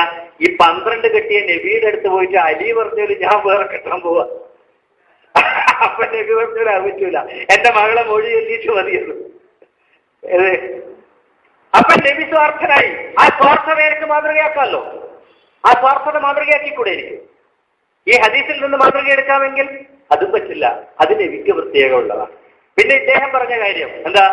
11 ഭാര്യമാരുടെ അടുത്ത് രാവും പകലും എനിക്ക് വേറെ ഒരു പണിയില്ല, ചെലവിന് നിങ്ങളൊക്കെ കൊണ്ടു തന്നോളണം. രാത്രിയും പകലും ഭാര്യയുടെ അടുത്ത്, രാത്രി 11 ഭാര്യയുടെ അടുത്ത് പോവുക, പകല് 11 ഭാര്യയുടെ അടുത്ത് പോവുക. ഇതൊന്നും പോരാഞ്ഞിട്ട് പണ്ട് കുചേലന്റെ കഥ പറഞ്ഞ പോലെ കുചേലനെ ഒരു ശ്രീകൃഷ്ണനെ പിന്നെ സ്വർഗരതിയുടെ ആളായിട്ട് ചിത്രീകരിക്കുന്ന ഒരു വ്യാഖ്യാനമുണ്ട് ഭഗവത്ഗീതയ്ക്ക്. കേട്ടിട്ടുണ്ടോ? ശ്രീകൃഷ്ണൻ സ്വർഗരതി ഇഷ്ടപ്പെടുന്ന ആളായിരുന്നു, അതുകൊണ്ടാണ് കുചേലനോട് ഇത്ര വലിയ ഇഷ്ടം എന്ന് പറഞ്ഞവരുണ്ട്. എന്ന് പറഞ്ഞ പോലെ മുഹമ്മദ് നബിക്ക് ഈ 11 തികയാഞ്ഞിട്ട് ഉമ്മു ഹറാമിയുടെ അടുത്തേക്കും പോയി. എനിക്കും പോവാം, പോയിക്കൂടെ?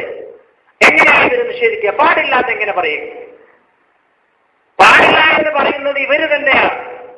അഥവാ ഖുർആനിന്റെ ഫത്തബിഊനി വഅതീഉർ റസൂൽ ഉസ്വത്തുൽ ഹസന എന്ന് പറഞ്ഞ 3 കൽപ്പനകളും നബിയെ കുറിച്ചല്ല എന്ന് ഇവരാണ് മറുപടി പറയുന്നത്, നമ്മളല്ല.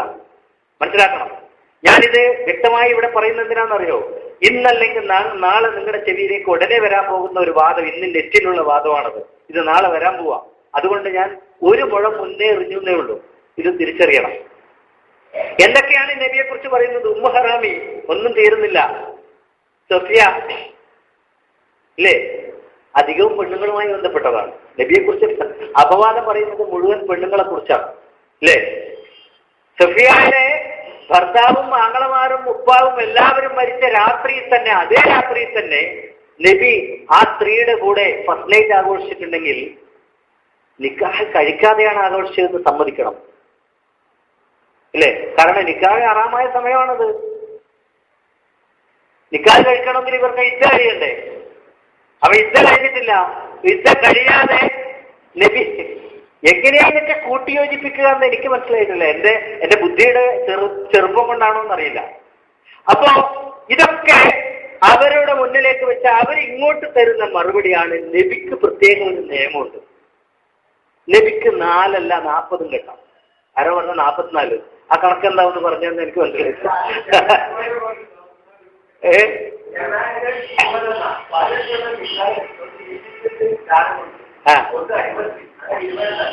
അല്ല, അടിമസ്ത്രീയുടെ കണക്കെടുത്ത പ്രശ്നമൊന്നുമില്ല, എണ്ണമൊന്നുമില്ല, ഇഷ്ടം പോലെ ആവാം. മലക്കത്ത് അയ്മാനിക്കും. ഈ അടുത്ത കാലത്ത് ഒരു സുന്നി പണ്ഡിതൻ പറഞ്ഞു, ഇന്നത്തെ കാലത്തുകൊണ്ട് മലക്കത്ത് അയ്മാനിക്കും. അത് അടിമയല്ല, വേലക്കാരിയാണ്. വയനാട്ടിൽ ജീവിക്കുന്നവർക്കൊക്കെ എളുപ്പമായി. അപ്പൊ ഇതൊക്കെ നബി ചെയ്തിട്ടുണ്ട് എന്നാണ് ഇവർ പറയുന്നത്. എന്തൊക്കെയാണ് നബി ചെയ്തത്? ധാരാളം അക്രമങ്ങൾ നബി ചെയ്തിട്ടുണ്ട് ഈ രീതിയിൽ. ഇതൊക്കെ ഹദീസിനകത്തുണ്ട്. ഇതൊക്കെ നമുക്ക് ബാധകമാക്കാം എന്ന് ഇവർ സമ്മതിക്കട്ടെ, പൂർണ്ണമായി സമ്മതിക്കട്ടെ. അത് സമ്മതിക്കില്ല. ഒരു പ്രധാന പ്രശ്നം അതാണ്. നബിയെ മാതൃകയാക്കാം എന്ന് ഖുർആനിൽ നിന്ന് താത്വികമായി ഇവർ വാദിക്കുമ്പോഴും ഇവര് തന്നെ പറയുന്നു നബിയുടെ ജീവിതം മാതൃകയാക്കാൻ കൊള്ളില്ല എന്ന്. അല്ലേ? അതല്ലേ പറഞ്ഞതിന്റെ അർത്ഥം? നബിയെ മാതൃകയാക്കാമെന്ന് ഖുർആനിലുണ്ട്, പക്ഷെ നബി ജീവിച്ചതിനെ മാതൃകയാക്കാൻ കൊള്ളില്ല. അതല്ലേ പറഞ്ഞതിന്റെ അർത്ഥം? ഫലത്തിൽ നബിയല്ല മാതൃക എന്ന് ഇവർ പറയുന്നു. അതാണ് ഒരു പ്രശ്നം. രണ്ടാമത്തെ പ്രശ്നം അതിനേക്കാൾ വലിയ പ്രശ്നം. ഇതിനേക്കാൾ വലുത്. ഇതിനേക്കാളും എന്താ വലുത് എന്ന് നിങ്ങൾ വിചാരിക്കും? അതെ, ഇതിനേക്കാളും വലുതാ. കാരണം എന്താ? ഇവര് വ്യംഗ്യമായി ഇവര് പറയുന്നത് നബിയുടെ ദൗത്യം പൂർത്തീകരിച്ചില്ല എന്നാണ്. വ്യംഗ്യമായി ഇവരുടെ വാദത്തിന്റെ ഉള്ളിലെ അർത്ഥം നബിയുടെ ദൗത്യം പൂർത്തീകരിക്കാതെയാണ് പിരിഞ്ഞു പോയത് എന്നാണ്. എങ്ങനെ പൂർത്തീകരിച്ചില്ല? നബിയിൽ നമുക്കൊരു മാതൃകയുണ്ട്. നബിയെ നമ്മൾ അനുസരിക്കണം, നബിയെ പിന്തുടരണം. ഇത് ആരുടെ കൽപ്പനയാണ്? അള്ളാഹുവിന്റെ കൽപ്പനയാണ്. ഈ കൽപ്പന ആദ്യമായി അള്ളാഹ് കൊടുത്തത് ആർക്കാണ്? നബിക്കാണ് കൊടുത്തത്. ഒപ്പം തന്നെ നബിയോട് അള്ളാഹ് പറയുന്നു, നിന്റെ ഒരേ ഒരു ഡ്യൂട്ടി ഞാൻ തന്നത് അവരിലേക്ക് എത്തിച്ചു കൊടുക്കലാണ്. ഇതും പറഞ്ഞിട്ടുണ്ട് അല്ലേ? അവരിലേക്ക് എത്തിച്ചു കൊടുക്കൽ മാത്രമാണ് ഡ്യൂട്ടി. എങ്കിൽ നബി പ്രവർത്തിക്കുന്ന ഓരോ പ്രവർത്തനവും, നബിയുടെ ഓരോ വാക്കും ഈ ഭൂമി നിലനിൽക്കുന്നിടത്തോളം കാലം ജീവിക്കുന്ന ഓരോ മനുഷ്യരിലേക്കും എത്താനുള്ള തയ്യാറെടുപ്പ് ആര് നടത്തിയിരിക്കണം? നബി നടത്തിയിരിക്കണം. നബി നടത്തിയോ? നടത്തിയിട്ടില്ല. നബിയിൽ നമുക്കൊരു മാതൃകയുണ്ട്. നബിയെ അനുസരിക്കണം, നബിയെ പിന്തുടരണം. എങ്കിൽ അത് നമ്മളിലേക്ക് എത്തിച്ചു തരേണ്ടത് ആരാണ്? ആരെത്തിച്ചു തരേണ്ടത്? നബി എത്തിച്ചു തരണം. നബി എത്തിച്ചു തന്നിട്ടില്ല. അപ്പൊ നേരത്തേനേക്കാളും ഗുരുതരമായ ആരോപണമാണ്. അതായത് നുബുവത്ത് പൂർത്തീകരിച്ചില്ല എന്നാണ് പറയുന്നത്. റിസാലത്ത് എന്ന ദൗത്യം, മുഹമ്മദ് നബിയുടെ ഒരേ ഒരു ജീവിത ഉദ്ദേശം പൂർത്തീകരിക്കാതെയാണ് നബി മരിച്ചുപോയത്. അങ്ങനെ നബിയുടെ ഏറ്റവും കടുത്ത വിമർശകർ പോലും പറഞ്ഞിട്ടില്ല എന്നാണ് സത്യം. ഏറ്റവും കടുത്ത വിമർശകർ പോലും നബിയെ കുറിച്ച് പറയുന്നത് എന്താ? Michael H heart the greatest hundreds on earth എന്നൊരു പുസ്തകം എഴുതിയപ്പോ അദ്ദേഹം ജൂതനായിരുന്നിട്ട് കൂടി മൂസയെയും ഈസയെയും മറികടന്നുകൊണ്ട് മുഹമ്മദിനെ ഒന്നാം സ്ഥാനത്ത് പ്രതിഷ്ഠിക്കാൻ പറഞ്ഞ ഒരു കാരണം എന്താണെന്നറിയോ? ഈ ഭൂമിയിൽ ദൗത്യം പൂർത്തീകരിച്ച ശേഷം എന്റെ ദൗത്യം ഞാൻ പൂർത്തീകരിച്ചിരിക്കുന്നു എന്ന് പറഞ്ഞ് ശേഷം മരിച്ചുപോയ ഒരേ ഒരു വിപ്ലവകാരി മുഹമ്മദാണ് എന്നാണ്. ഖുർആനിൽ അതിന് തെളിവുമുണ്ട്. എന്താണ്? ഇന്നത്തെ ദിവസം ഞാൻ ഇത് പൂർത്തീകരിച്ചു തന്നിരിക്കുന്നു എന്ന് ഖുർആനിൽ പറഞ്ഞില്ലേ?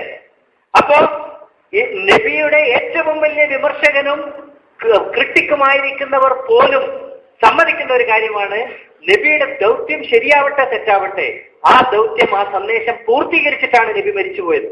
പക്ഷെ ഇവർ പറയുന്നത് നബി ആ ദൗത്യം പൂർത്തീകരിച്ചിട്ടില്ല. കാരണം ഇവരുടെ കാഴ്ചപ്പാട് പ്രകാരം പൂർത്തീകരിക്കണമെങ്കിൽ എനിക്ക് കിട്ടണം, നബിയിൽ നിന്ന് നേരിട്ട് കിട്ടണം, നബിയുടെ ജീവിതം കിട്ടണ്ടേ? ഇടയ്ക്ക് 150 കൊല്ലത്തിന് ശേഷം എവിടെ നിന്നോ വന്ന റഷ്യക്കാരനാണോ നമുക്കത് പറഞ്ഞു തരേണ്ടത്? ആണോ? അല്ലെങ്കിൽ ഒരു ഇറാനിയാണോ പറഞ്ഞു തരേണ്ടത്? ആരോ വന്നിട്ടല്ലല്ലോ പറഞ്ഞു തരേണ്ടത്, നബിയാണ് പറഞ്ഞു തരേണ്ടത്. നബി പറഞ്ഞു തന്നിട്ടില്ല എന്നൊരു ആരോപണം നബിയുടെ നേരെ വ്യംഗ്യമായി ഉന്നയിക്കുകയാണ് ഇവർ ചെയ്യുന്നത് എന്നതാണ് സത്യം. ഏതാ കൂടുതൽ ഗുരുതരമായ ആരോപണം? നിങ്ങൾ ആലോചിച്ച് നോക്കിയേ.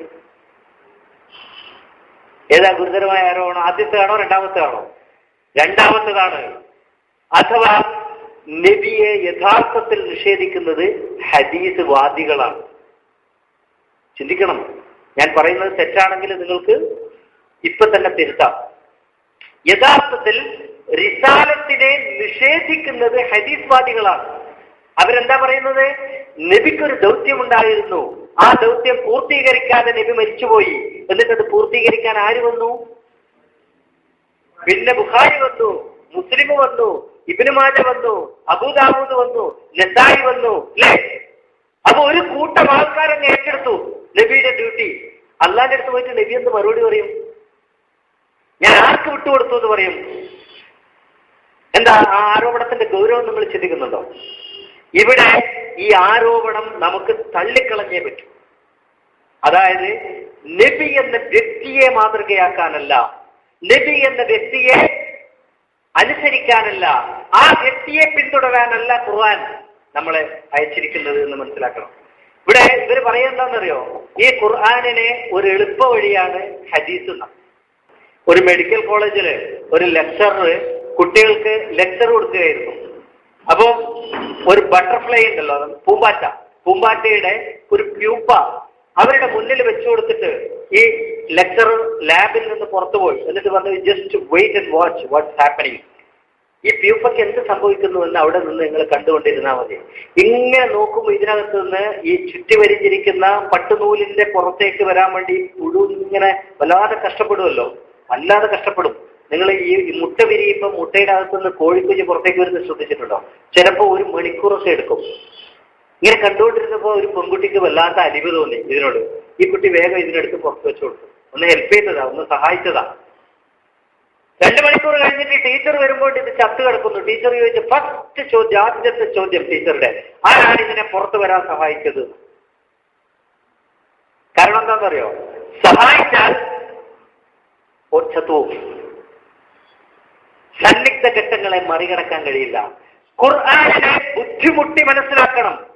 എളുപ്പ വഴികളിലൂടെ മരിച്ചു പോവുക ഈ ഖുർആനാണ്. ഈ ഖുർആൻ മരിച്ചുപോയി സമൂഹത്തിൽ. കാരണം കുറെ ആള് നമ്മളെ സഹായിക്കാൻ വന്നു. 10-300 ചില്ലാനും വ്യാഖ്യാതാക്കൾ നമ്മളെ സഹായിക്കാൻ വന്നു. ഇവരൊക്കെ കൂടി എന്താ ചെയ്തത്? ഇവരൊക്കെ കൂടി ഖുർആനാണെന്നും പറഞ്ഞ് നമുക്ക് വേറെന്തൊക്കെയോ തന്നു. ആ തന്നതൊക്കെ നമ്മൾ ഏറ്റെടുത്തപ്പം ഖുർആൻ മരിച്ചുപോയി. ഖുർആൻ ഇല്ല. ഇപ്പൊ ആരുടെ മനസ്സിലും ഇല്ല. നബി പണ്ട് പറഞ്ഞു എന്ന് പറഞ്ഞില്ല, അക്ഷരങ്ങളിൽ മാത്രമുണ്ടാവും ഖുർആൻ. നബി അത് പറഞ്ഞിരിക്കാം. കാരണം എന്താണെന്നറിയോ? ഇന്ന് അക്ഷരങ്ങളിൽ മാത്രമേ ഉള്ളൂ ഖുർആൻ. അതിന്റെ ആശയം, അതിന്റെ വ്യവസ്ഥിതി ഭൂമിയിൽ എവിടെയില്ല, ഭൂമിയിൽ എവിടെയും നിലനിൽക്കുന്നില്ല, മരിച്ചുപോയി. ആ മരിച്ചു പോകാൻ കാരണം ഈ ഷോർട്ട് കട്ട് നമുക്ക് കാണിച്ചു തന്ന എളുപ്പവഴിയാണ്. ആ എളുപ്പവഴിയിലൂടെ സഞ്ചരിച്ചപ്പോ നമുക്ക് ഖുർആൻ കിട്ടുന്നതിന് പകരം ആ എളുപ്പവഴികൾ മാത്രം കിട്ടി, എളുപ്പവഴികൾ മാത്രം കിട്ടി. അങ്ങനെ മുഹമ്മദ് നബിയെ അനുസരിക്കണമെന്ന് പറയുന്നവർക്ക് പോലും എങ്ങനെ അനുസരിക്കണമെന്ന് ഇന്നൊരു ബോധ്യമില്ലാത്ത അവസ്ഥയിലാണ് കാര്യങ്ങൾ എത്തിക്കിടക്കുന്നത്. ഇവിടെ നമ്മൾ ഇതിന്റെ രണ്ടാം ഘട്ടം ചിന്തിക്കേണ്ടിയിരിക്കുന്നു. എന്തായിരിക്കണം അള്ളാഹു പറഞ്ഞതിന്റെ യഥാർത്ഥ വീക്ഷണം? അള്ളാഹു ഫത്തബിഊനി എന്ന് പറഞ്ഞത് സത്യമാണ്, അള്ളാഹ് അങ്ങനെ പറഞ്ഞിട്ടുണ്ട്. അതേപോലെ അത്തിയുല്ലാഹ വഅത്തിയുർ റസൂൽ എന്നെന്ന് പറഞ്ഞിട്ടുണ്ട്, അതും സത്യമാണ്. ഒപ്പം തന്നെ ഉസ്വത്തുൻ ഹസന ലഖദ് കാന ലക്കും ഫീ റസൂലില്ലാഹി ഉസ്വത്തുൻ ഹസന എന്ന് പറഞ്ഞതും സത്യമാണ്. അപ്പൊ എങ്ങനെ ഇതൊക്കെ ശരിയാകും എന്ന് പരിശോധിക്കാനുള്ള ഒരു ബാധ്യത നമുക്കുണ്ട്. ക്ലിയറായി നമുക്ക് കാര്യങ്ങൾ ഇവിടെ ബോധ്യപ്പെടേണ്ടതുണ്ട്. ആദ്യം നമുക്ക് ഇവര് മുമ്പോട്ട് വെക്കുന്ന ഈ ഹദീസുകളെ തന്നെ ഒന്ന് ആശ്രയിച്ച് നോക്കിയാൽ, സാധാരണ എല്ലാവരും പറയാറുണ്ട് ഒരു അസത്യത്തെ അസത്യമായി കൊണ്ട് മുമ്പിലേക്ക് വെച്ചാൽ ആരും സ്വീകരിക്കില്ല, പകരം സത്യത്തോട് ചേർത്ത് പറഞ്ഞാലേ അസത്യം സ്വീകരിക്കപ്പെടുകയുള്ളൂ, അല്ലേ? അപ്പൊ സത്യത്തോട് ചേർത്തിട്ട് ഒളിപ്പിച്ചിട്ടാണ് അസത്യങ്ങളെ പ്രചരിപ്പിക്കപ്പെടുക. ഹദീസിനകത്ത് ചില സത്യങ്ങൾ കാണും. ആ സത്യങ്ങളെ അത് പ്രമാണമാണോ ഇല്ലയോ എന്നുള്ളതാണ് രണ്ടാമത്തെ വിഷയം. അസന്നിഗ്ധമായി പറയാം അത് പ്രമാണമല്ല. എന്തുകൊണ്ടല്ല? സംശയിക്കപ്പെടുന്ന ഒന്നിനെയും പ്രമാണമാക്കി വെക്കാൻ പറ്റില്ല. പക്ഷേ അതിന്റെ അർത്ഥം അത് 100% അസത്യമാണ് എന്നല്ല. ഒരുപക്ഷെ ചില സത്യങ്ങൾ അതിനകത്തുണ്ടാവും. അങ്ങനെ കടന്നുകൂടിയ ഒരു സത്യമാണെന്ന് ഞാൻ വിശ്വസിക്കുന്നു. ആയിഷയുടെ അടുത്ത് ആരോ പോയിട്ട് ചോദിച്ചോലോ, മാ ഖുലുഖുഹു, റസൂലിന്റെ സ്വഭാവം എന്താണ്? എന്തായിരുന്നു ഉത്തരം? ഖുലുഖുഹു ഖുർആൻ. തീർന്നില്ല, ഈ വിഷയം അവിടെ തീരും. നബിയെ പിൻപറ്റണം. എങ്ങനെ പിൻപറ്റണം? നബിയുടെ സ്വഭാവത്തെ പിൻപറ്റണം. സ്വഭാവം എവിടെ കിട്ടും? ഖുർആനിൽ കിട്ടും. വളരെ വ്യക്തമാണ്. കാരണം ഇതിന് ആയിഷ എൻഡോഴ്സ് ചെയ്യുകയാണ് ഈ സത്യത്തെ. നബിയുടെ സ്വഭാവം അറിയാൻ നബി ടോയ്ലറ്റിൽ പോകുമ്പോൾ പുറകെ പതുങ്ങിപ്പോകണ്ട. ഇപ്പൊ അങ്ങനെയാ ഹദീസ് പഠിപ്പിക്കുന്ന, അങ്ങനെയാ. ടോയ്ലറ്റിൽ ഇരിക്കുമ്പോൾ ഇടത്തേക്കാലിൽ ഊന്നിയിരിക്കണം, അതിനൊരു സുന്നത്തുണ്ട്, അതിന് പ്രതിഫലം കിട്ടും പോലും. വലത്തേക്കാലിൽ ഊന്നിയിരുന്നാല് ആ സുന്നത്ത് പോവുകയും ചെയ്യും. ചില ആളുടെ ഇടത്തെ മുട്ട് മടങ്ങുന്നില്ലെങ്കിൽ ഓന്റെ സുന്നത്ത് പെർമനന്റ് ആയിട്ട് പോയി, കാലാകാലത്തേക്ക് പോയി. എന്നാ പിന്നെ പോട്ടെ, ഇവന് ഈ സുന്നത്ത് എങ്ങനെയാ കണ്ടുപിടിച്ചതെന്നറിയാമോ? നബി മരുഭൂമിയിൽ ടോയ്ലറ്റ് പോകുമ്പോ പുറകെ പോയ ഒരാള്. ഒന്ന് ആലോചിച്ച് നോക്കി, ഇത്രയും വൃത്തികെട്ട പരിപാടി ഉണ്ടോ? ഒന്ന് ആലോചിച്ച് നോക്കണോ? സ്ത്രീകൾക്കും അറിയണ്ടേ നബി, പിന്നെ നബിയുടെ സുന്നത്ത്? അപ്പൊ സ്ത്രീകളും നബി ടോയ്ലറ്റ് പോകുമ്പോ പുറകെ പോകണ്ടേ? എന്തായിരിക്കും അവസ്ഥ? എന്നിട്ട് നബി തിരിച്ചു വരുമ്പോ ഇരുന്ന സ്ഥലം നോക്കുമ്പോ ഇടത്തേക്കാല് വെച്ച സ്ഥലത്ത് കുഴി കുറച്ചധികം. ആ ഇടത്തേക്കാലിൽ ഊന്നിയിരുന്നതാണെന്ന് ഇയാൾ എന്നെ വ്യാഖ്യാനിച്ചു. അതൊരു സുന്നത്ത്. എന്റെ സ്വാഭാവികമായ ഒരു സംശയം, ഞാൻ പൂഴി എന്ന് പറഞ്ഞ പ്രദേശത്ത് ജീവിച്ചിരുന്ന ആളാണ്. എനിക്കറിയാം, ഒരു കാലിൽ ഊന്നിയിരുന്നാൽ അവിടെ കുഴി ഉണ്ടാവും. കുറെ കഴിയുമ്പോൾ കാല് കഴക്കുമ്പോൾ മറുകാലിൽ ഊന്നിയാൽ ഓട്ടോമാറ്റിക്കലി ഈ കുഴി നിവരും, ഇതിലാവും. അപ്പൊ എനിക്ക് തോന്നുന്നത് കൂടുതൽ നേരം നബി വലത്തുകാലിലായിരിക്കും ഇരുത്തിട്ടുണ്ടാവുക. അവസാനം നബിക്ക് കാല് കഴിച്ചപ്പോഴായിരിക്കും ഇങ്ങോട്ട് മാറിയിട്ടുണ്ടാവുക. ഈ പാവം, വേറെ വാക്കുകളാണ് ഉപയോഗിക്കേണ്ടത്, പക്ഷെ എന്റെ സംസ്കാരം അതിനനുവദിക്കുന്നില്ല. ആ പാവം കണ്ടത് ഇതാണ്, അവസാനം മാത്രം. അങ്ങനെയാണോ? അവിടെയും എന്താ ഇവര് പറഞ്ഞു വരുന്നത്? ഇടത്തേക്കാലിൽ ഊന്നിയിരുന്നാൽ ഒരു സുന്നത്തുണ്ട് എന്ന് അള്ളാഹു നബിയെ അറിയിച്ചു. പക്ഷെ നബി എന്ത് ചെയ്തു? അത് നബി ഒളിപ്പിച്ചു വെച്ചു, പറഞ്ഞില്ല. ഈ മനുഷ്യൻ CID പണിയെടുത്തിട്ടാണ് ഇത് കണ്ടുപിടിച്ചിട്ട് ജനങ്ങൾക്ക് പറഞ്ഞു കൊടുത്തത്. ഈ വിവരങ്ങളാണ് തലയിലേക്കിട്ട് നടക്കുകയാണ് നമ്മളിപ്പോ, ഈ ജനം മുഴുവൻ. ഇതാണ് ഹദീസിന്റെ പ്രധാന പ്രാമാണികത. ഹദീസിന്റെ പ്രാമാണികത പരസ്പരം തല്ലാണ് ഈ കാര്യത്തില്. പല്ലിയെ കൊന്നാൽ 100 പുണ്യം, നിസ്കരിച്ചാൽ 10 പുണ്യം, 5 നേരം നിസ്കരിച്ചാൽ 50 പുണ്യം.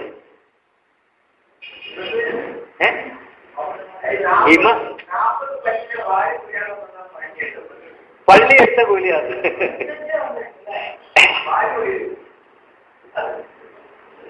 ഇത് അവര് തന്നെ പരസ്പരം ചോദ്യം ചെയ്യുകയാണ്. ഒരു വിഭാഗം പറയുന്നു, അതെങ്ങനെ ഈ പല്ലി എന്ത് പിഴച്ചു? എനിക്ക് മനസ്സിലായിട്ടില്ല. പാമ്പിനെ കൊന്നാൽ എന്ന് പറഞ്ഞ പിന്നെ ഒരു സമാധാനം ഉണ്ടായിരുന്നു. നബിയെ കാണിച്ചു കൊടുത്തു അല്ലെ? അതല്ല, അപ്പൊ പല്ലി മാത്രമല്ല കുറ്റവാളി, ഈ പല്ലിയുടെ ഭാഷ ഈ മനുഷ്യർക്ക് പഠിപ്പിച്ചു കൊടുത്താരാ? പല്ലി ശബ്ദം ഉണ്ടാക്കിയപ്പോ ആ നബിയുടെ ഉണ്ടെന്ന് മനസ്സിലാക്കണമെങ്കിൽ അവർക്ക് തിരിയുണ്ട്. നമ്മൾ സാധാരണ ഈ ശബ്ദം കേട്ടാ എന്താ പറയുക? അവിടെ നബി ഉണ്ടെന്ന് പറയോ പല്ലി ഉണ്ടെന്ന് പറയോ? പല്ലി ഉണ്ടെന്നല്ലാതെ നബി ഉണ്ടെന്ന് എങ്ങനെയാ മനസ്സിലായത്? അതൊക്കെ അങ്ങനെ വേണമെങ്കിൽ ഈ പല്ലി പറഞ്ഞു കൊടുത്തിരിക്കണം. പറഞ്ഞു കൊടുക്കണമെങ്കിൽ പല്ലിയുടെ ഭാഷ അറിയണം.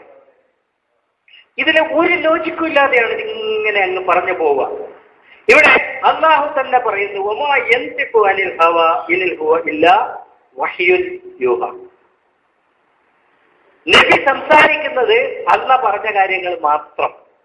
ഇവരിപ്പോ എന്താ പറയാന്നറിയാം? നബി ജീവിതത്തിൽ അള്ളാഹ് പറയാത്ത ഒരു വാക്ക് പോലും മിണ്ടിയിട്ടില്ല. എന്നിട്ട് സൂറത്ത് തഹ്രീമിന്റെ വ്യാഖ്യാനത്തിൽ പറയുന്നത് ലിമ തുഹരിമു മാ അഹല്ലല്ലാഹു ലക തബ്തഈ മർലാത അസ്വാജിക്. അവിടെ അല്ലാഹ് നബിയോട് ചോദിക്കുകയാണ്, നീ എന്തിനാണ് ഞാൻ പറഞ്ഞതിന് വിരുദ്ധമായി ലിമ തുഹരിമു മാ അഹല്ലല്ലാഹു ലക. അല്ലാഹ് തുറന്നു പറയാ, ഞാൻ പറഞ്ഞതിന് വിരുദ്ധമായിട്ടാണ് നീ നിന്റെ അസ്വാജിനോട് സംസാരിച്ചത്. ഇവര് പറയാണ് അല്ലാഹ് പറഞ്ഞതിന് വിരുദ്ധമായിട്ട് നബി എവിടെയും മിണ്ടിയിട്ടേ ഇല്ല. അത് അള്ളാഹു പറഞ്ഞിട്ടുണ്ട്, വമാ യൻതിഖു അനിൽ ഹവാ ഇൻ ഹുവ ഇല്ലാ വഹ്യുൻ യൂഹാ. എന്താ അതിന്റെ അർത്ഥം?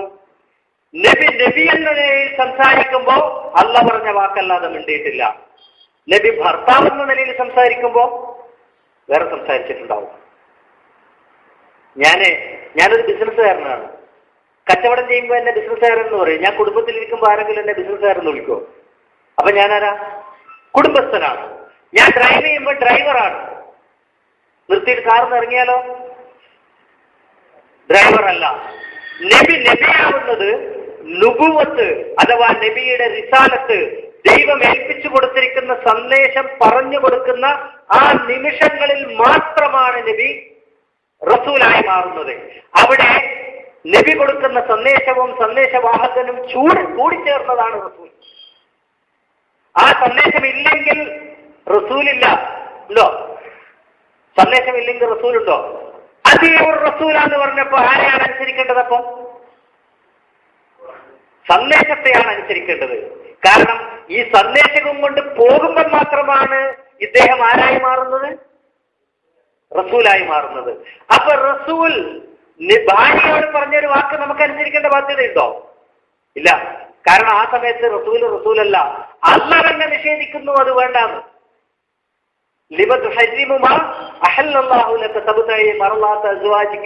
അതിന്റെ ആവശ്യമില്ല എന്ന് അള്ളാഹ് തന്നെ പറഞ്ഞാൽ വ്യക്തമാണ്. ഇവര് തന്നെ ഹദീസിൽ വേറൊരു സ്ഥലത്ത് പറയുന്നുണ്ട് കേട്ടോ. എന്താ? നബി ഒരു ദിവസം മദീനയിലെ തെരുവിലൂടെ നടന്നു പോകുമ്പോ പനയുടെ മേലെ ഒരു മനുഷ്യൻ ഇരുന്നു കൊണ്ട് പരാഗണം നടത്തുകയായിരുന്നു പോലും. അപ്പൊ നബി ഇങ്ങനെ നോക്കി, എന്താ സംഭവം എന്ന് ചോദിച്ചു. അത് ഞാൻ കൃത്രിമ പരാഗണം നടത്തുകയാണ്, ആർട്ടിഫിഷ്യൽ എന്താ പറയാ ഇൻസെമിനേഷൻ, ആർട്ടിഫിഷ്യൽ ഇൻസെമിനേഷൻ നടത്തുകയാണെന്ന് പറഞ്ഞു. അപ്പൊ നബി വെറുതെ പറഞ്ഞ അതിന്റെയൊക്കെ ആവശ്യമുണ്ടോ? ഒരു സ്വാഭാവികമായ നിഷ്കളങ്കമായ ഒരു സംശയം. ഈ വിഡ്ഢി അതങ്ങ് ഏറ്റെടുത്തു. അപ്പൊ തന്നെ നിർത്തി പരിപാടി. അടുത്ത കൊല്ലം ക്രോപ്പ് കുറഞ്ഞപ്പോ നബി ചോദിച്ചു, എന്താ ക്രോപ്പ് കുറയാൻ കാരണം? നബിയല്ലേ പറഞ്ഞത് ആർട്ടിഫിഷ്യൽ ഇൻസെമിനേഷൻ ആവശ്യമില്ല എന്ന്. അപ്പൊ നബി പറഞ്ഞു, എല്ലാ സുഹൃത്തെ, ആ കാര്യത്തിൽ നിനക്കല്ലേ എന്നെക്കാളും വിവരം. ആ ഹദീസാണ്. കാര്യത്തിൽ നിനക്കല്ലേ എന്നേക്കാൾ വിവരം എന്ന് പറഞ്ഞാൽ ഈ വാക്ക് ആരാ പറഞ്ഞത്? ഏതിലേക്ക് നോക്കണം? റസൂലിലേക്ക്, വിശാലത്തിലേക്ക് നോക്കണം. വളരെ വ്യക്തമാണ് ഇവിടെ ആജ്ഞ. സംഭവിക്കുന്ന പോലെ കുറെ ആഴ്ചകൾ നീണ്ടുപോകും. അതുകൊണ്ടാണ് ഷോർട്ടായിട്ട് പറയുന്നത്. ബാക്കി നിങ്ങൾ ചിന്തിച്ചോളുക. ഓക്കെ, ഇവിടെ വ്യക്തമാണ് കാര്യം. ദൈവത്തിന്റെ കൽപ്പനയാണ് അംഗീകരിക്കപ്പെടേണ്ടത്. ദൈവത്തിന്റെ കൽപ്പനയാണ്, ദൈവത്തിന്റെ വ്യവസ്ഥിതിയാണ് നമ്മൾ ഫോളോ ചെയ്യേണ്ടത്. ഇതിന് രണ്ട് മാർഗങ്ങളുണ്ട്. രണ്ട് മാർഗങ്ങൾക്കും രണ്ടിൻ്റെതായ പ്രത്യേകതകളുണ്ട്. ആ പ്രത്യേകതകൾ നോക്കി വേണം ഏത് സ്വീകരിക്കണം എന്ന് തീരുമാനിക്കാം. ഒരു മാർഗം ഇവര് പറയും പോലെ ഖുർആൻ നോക്കി ജീവിച്ച മുഹമ്മദ് നബിയെ നോക്കി നമ്മൾ ജീവിക്കുക. ഒരു മാർഗം. മുഹമ്മദ് നബി ആരെ നോക്കിയാ ജീവിച്ചത്? ഖുർആൻ നോക്കിയാണ്. അതുകൊണ്ടാണ് ഖുൽഖുഹു ഖുർആൻ എന്ന് മാത്രമല്ല പറഞ്ഞ ഹുവ ഖുൽഖാനുൻ ഹുവ ഖുർആനുൻ യംശി. സഞ്ചരിക്കുന്ന ഖുർആനാണ് മുഹമ്മദ് എന്ന് വിശേഷിപ്പിക്കപ്പെട്ടിട്ടുണ്ട്. അപ്പം മുഹമ്മദിലേക്ക് നോക്കിയാൽ ഖുർആൻ കാണും എന്നാണ് അതിന്റെ അർത്ഥം. പക്ഷേ ഒരു മാർഗം മുഹമ്മദിലേക്ക് നോക്കുക, മറ്റൊന്ന് ഖുർആനിലേക്ക് നോക്കുക. കാരണം മുഹമ്മദ് നോക്കിയത് എങ്ങോട്ടാ? ഖുർആനിലേക്ക്. ഒരു ഉദാഹരണം പറയാം. ചന്ദ്രന്റെ വെളിച്ചം എവിടെ നിന്നുണ്ടാകുന്ന വെളിച്ചമാണ്? സൂര്യന്റെ വെളിച്ചത്തെ റിഫ്ലക്ട് ചെയ്യുകയാണ് ചന്ദ്രൻ ചെയ്യുന്നത്, ആണോ അല്ലയോ? യെസ്. എന്ന് വെച്ചാൽ സൂര്യന്റെ വെളിച്ചത്തിന്റെ ഒരു അംശം തന്നെയാണ് ചന്ദ്രന്റെ വെളിച്ചം. ഇവിടെ നമുക്ക് വെളിച്ചത്തിന് വേണ്ടി ചന്ദ്രനെ ആശ്രയിക്കാം, സൂര്യനെ ആശ്രയിക്കാം. നല്ല ആശ്രയം ഏതാണ്? സൂര്യൻ. മാത്രമല്ല സൂര്യനും ചന്ദ്രനും ഒരേ സമയത്ത് ആകാശത്ത് പ്രത്യക്ഷപ്പെട്ടാൽ ചന്ദ്രനെ കാണുക പോലും ചെയ്യില്ല, ആണല്ലോ അല്ലേ? സൂര്യന്റെ പ്രകാശത്തിൽ അതിൽ താഴെയുള്ള എല്ലാ പ്രകാശങ്ങളും മങ്ങിപ്പോവും. ഇവിടെ ഖുർആൻ സൂര്യനാണെങ്കിൽ മുഹമ്മദ് ആരാണ്? ചന്ദ്രനാണ്. ഖുർആനിന്റെ പ്രകാശത്തെ പ്രതിഫലിപ്പിക്കുക മാത്രമാണ് മുഹമ്മദ് ചെയ്തത്. നമ്മൾ പ്രകാശത്തിന് വേണ്ടി ആരെ ആശ്രയിക്കണം? ഖുർആനിനെ ആശ്രയിക്കണം. കാരണം എന്താ? അത് വ്യക്തമാണ്, അതിനെ ആശ്രയിക്കാൻ കൊള്ളാവുന്നതാണ്. അതിനകത്ത് ഇരുട്ടുകളുടെ ഒരു അംശം പോലും പതിഞ്ഞിട്ടില്ല. പക്ഷേ മുഹമ്മദിന്റെ ജീവിതത്തിൽ അബദ്ധത്താൽ പതിഞ്ഞു പോയിരിക്കാം. ചന്ദ്രന്റെ പ്രകാശത്തിന് ഏറ്റക്കുറച്ചിലുകൾ വരാം, സൂര്യന്റെ പ്രകാശത്തിന് വരില്ല, ഒരിക്കലും വരില്ല. സൂര്യന്റെ പ്രകാശം എന്നും വ്യക്തമാണ്, കൃത്യമായ വെള്ള നിറത്തിലുള്ളതാണ്, നമുക്ക് കണ്ണിന് കാഴ്ച നൽകുന്നതാണ്. പക്ഷേ ചന്ദ്രന്റെ പ്രകാശത്തിൽ തൊട്ടു മുമ്പിലുള്ളത് ചിലപ്പോൾ കാണാതെ പോയേക്കാം. അത് ചന്ദ്രൻ കുറ്റവാളിയല്ല. ആ കാര്യത്തിൽ ചന്ദ്രനെ പ്രതിഫലിപ്പിക്കാനേ കഴിവുള്ളൂ എന്നതാണ് അതിന്റെ പ്രത്യേകത. പ്രകാശത്തെ ഉത്ഭവിപ്പിക്കാൻ കഴിവില്ല ചന്ദ്രന്. മുഹമ്മദിനെ ഒരു വ്യവസ്ഥിതിയെ ഉത്ഭവിപ്പിക്കാൻ കഴിയില്ല. Muhammad is not a resource of system. Source of the system is Quran. ഖുർആനിന്റെ ഈ വ്യവസ്ഥിതിയുടെ സ്രോതസ് ഖുർആനാണ്. മുഹമ്മദിന്റെ റോൾ എന്താ? ഈ സ്രോതസ്സിനെ പ്രതിഫലിപ്പിക്കുന്ന ഒരു കണ്ണാടിയാണ് മുഹമ്മദ്. നമ്മൾ കാഴ്ചക്ക് വേണ്ടി എന്തിനെ ആശ്രയിക്കണം? കാഴ്ചക്ക് വേണ്ടി ഈ ഖുർആനിനെ ആശ്രയിച്ചിരിക്കണം. ഇത് വെറുതെ ഒരു ആലങ്കാരിക ഭാഷയിൽ പറഞ്ഞു പോവുകയല്ല ഞാൻ. ഇത് രണ്ടും നമ്മുടെ മുമ്പിൽ ഇന്നുണ്ട് എന്ന് വിചാരിക്കാം. ഹദീസുണ്ട്, ഖുർആനുണ്ട്, വ്യക്തമാണ്. ഒരു ചോദ്യം, ഹദീസ് നമ്മളിലേക്ക് വന്ന മാർഗം നമ്മളൊന്ന് ആലോചിച്ചു നോക്കാം. എങ്ങനെയാ ഹദീസ് നമ്മളിലേക്ക് വന്നിരിക്കുന്നത്? പല വ്യക്തികളിലൂടെ കൈമാറി വരികയാണ്. ഇവര് പറയുന്നു, ഞാൻ ഈയിടെ നെറ്റിൽ ഒരു അവകാശവാദം വായിച്ചതെന്താന്ന് വെച്ചാൽ, ഭൂമിയുടെ ചരിത്രത്തിൽ ഇന്നേ വരെ ഇല്ലാത്ത ഫൗൾ പ്രൂഫായ ഒരു കമ്മ്യൂണിക്കേഷൻ സിസ്റ്റമാണ് എന്തിലുള്ളത്? ഹദീസിലുള്ളത്. കമ്മ്യൂണിക്കേഷൻ സിസ്റ്റം ഫൗൾ പ്രൂഫാണ് എന്നാണ് പറയുന്നത്. എന്നിട്ട് ഒരേ ഹദീസ് രണ്ടാൾ ഉദ്ധരിച്ചപ്പോ രണ്ട് വാക്കുകൾ, രണ്ട് സ്ഥലങ്ങൾ, രണ്ട് സംഭവങ്ങൾ. ഈ ഉമ്മു ഹറാമിയുടെ ഹദീസില്ലേ, 11 സ്ഥലത്ത് ബുഖാരി ഉദ്ധരിച്ചപ്പോ 11 സന്ദർഭങ്ങളാണ്. നിങ്ങൾ ചിന്തിച്ചു നോക്കണം. 11 സ്ഥലത്ത് അത് ഉദ്ധരിക്കപ്പെട്ടിട്ടുണ്ട്, 11 അധ്യായങ്ങളിലായി. 11 അധ്യായം എന്ന് പറയുമ്പോൾ തന്നെ 11 സന്ദർഭങ്ങളാണ്. ഓരോ അധ്യായം ഓരോ സന്ദർഭത്തോട് ചേർന്നിട്ടാണ് പറയുന്നത്. അപ്പൊ 11 സന്ദർഭങ്ങളിൽ 11 പേര് വിവരിച്ചിരിക്കുന്നു.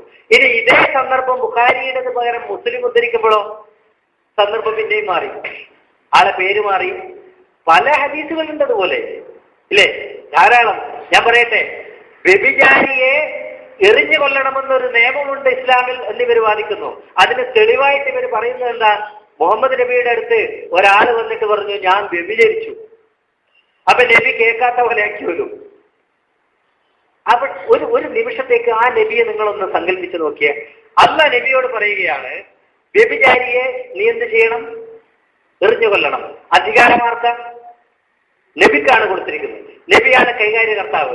എന്നിട്ട് ഈ ജഡ്ജ് സത്യത്തിന്റെ നേരെ കണ്ണടക്കുക എന്നല്ലേ ഇവർ പറഞ്ഞതിന്റെ അർത്ഥം? അല്ലേ? നബി ജഡ്ജാണെങ്കിൽ നബി എന്ത് ചെയ്തിരിക്കണം? ആ നിമിഷം അയാളെ പിടിച്ചു നിർത്തി ചോദ്യം ചെയ്തിരിക്കണം. വേണോ വേണ്ടയോ? നിങ്ങൾ ആലോചിച്ച് നോക്ക്. നബിയെ ഇവര് കൊച്ചാക്കുന്നത് ഒരു പക്ഷേ യേശുക്രിസ്തു പറഞ്ഞതുപോലെ, കർത്താവെ ഇവർ ചെയ്യുന്നത് എന്താണെന്ന് ഇവരറിയുന്നില്ല എന്ന് പറയുകയെ നമുക്ക് നിവൃത്തിയുള്ളൂ. പക്ഷെ ഇത് ആദ്യം പറഞ്ഞവൻ അറിയാട്ടോ. ആദ്യം പറഞ്ഞവൻ അറിയാതെ പറഞ്ഞൊന്നുമല്ല. ആദ്യം പറഞ്ഞവൻ നബിയെ കൊച്ചാക്കാൻ വേണ്ടി തന്നെ പറഞ്ഞതാണ്, അറിഞ്ഞുകൊണ്ട് തന്നെ പറഞ്ഞതാണ്. നബി അതുകൊണ്ട് കൊച്ചായി, നമ്മളൊക്കെ കൊച്ചുങ്ങളുടെ കൊച്ചുമായി. ഇപ്പൊ സമൂഹത്തിൽ ഒന്നും അല്ലാതായി മാറി നമ്മൾ അതിലേക്ക് പോയപ്പോ. എന്നിട്ട് ആ മനുഷ്യനെ കുറിച്ച് എന്നിട്ട് നബി 3-4 പ്രാവശ്യം കേൾക്കാത്ത പോലെ നടിച്ചു.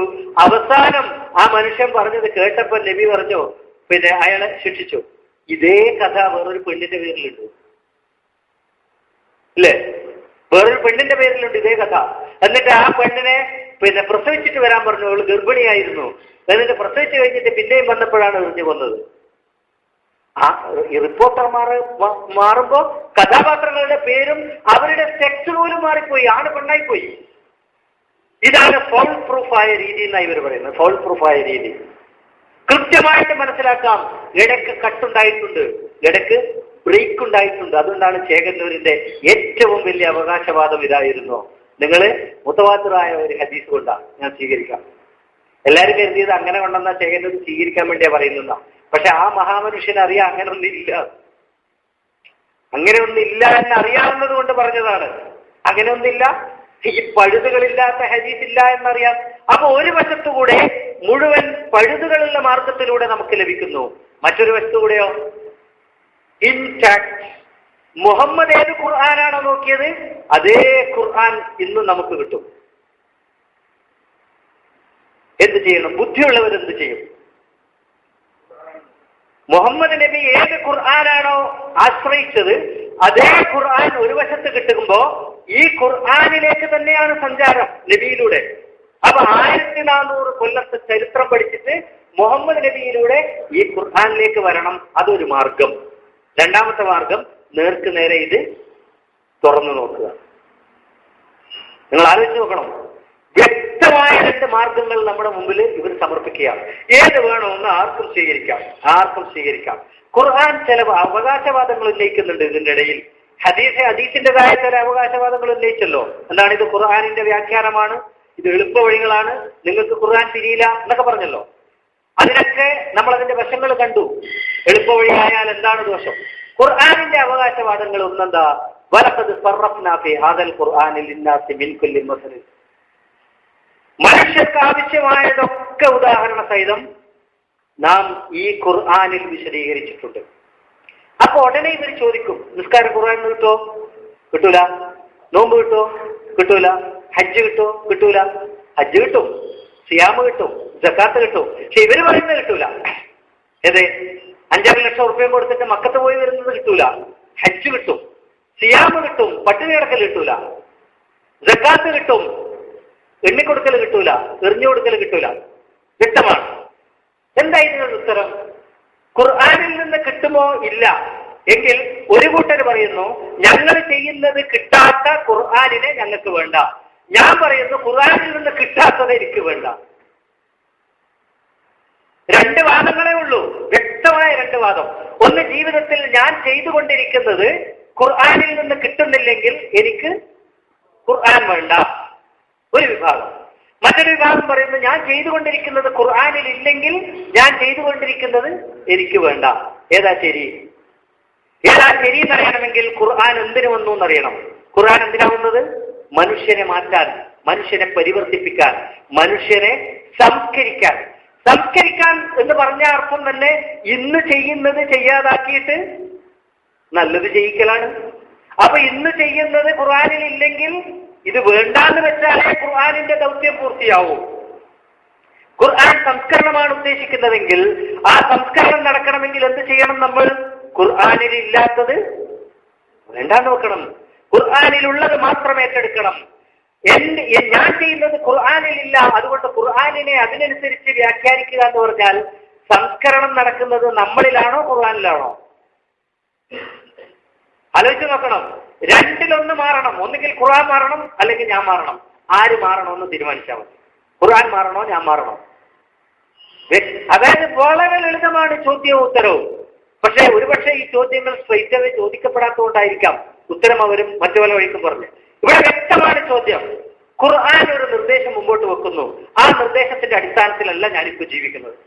ഞാൻ മോഷ്ടിക്കുന്നു, ഖുർആൻ മോഷ്ടിക്കണ്ട എന്ന് പറഞ്ഞു. അപ്പൊ ഞാൻ പറയാണ്, മോഷ്ടിക്കാൻ പറയാത്ത ഖുർആൻ എനിക്ക് വേണ്ട.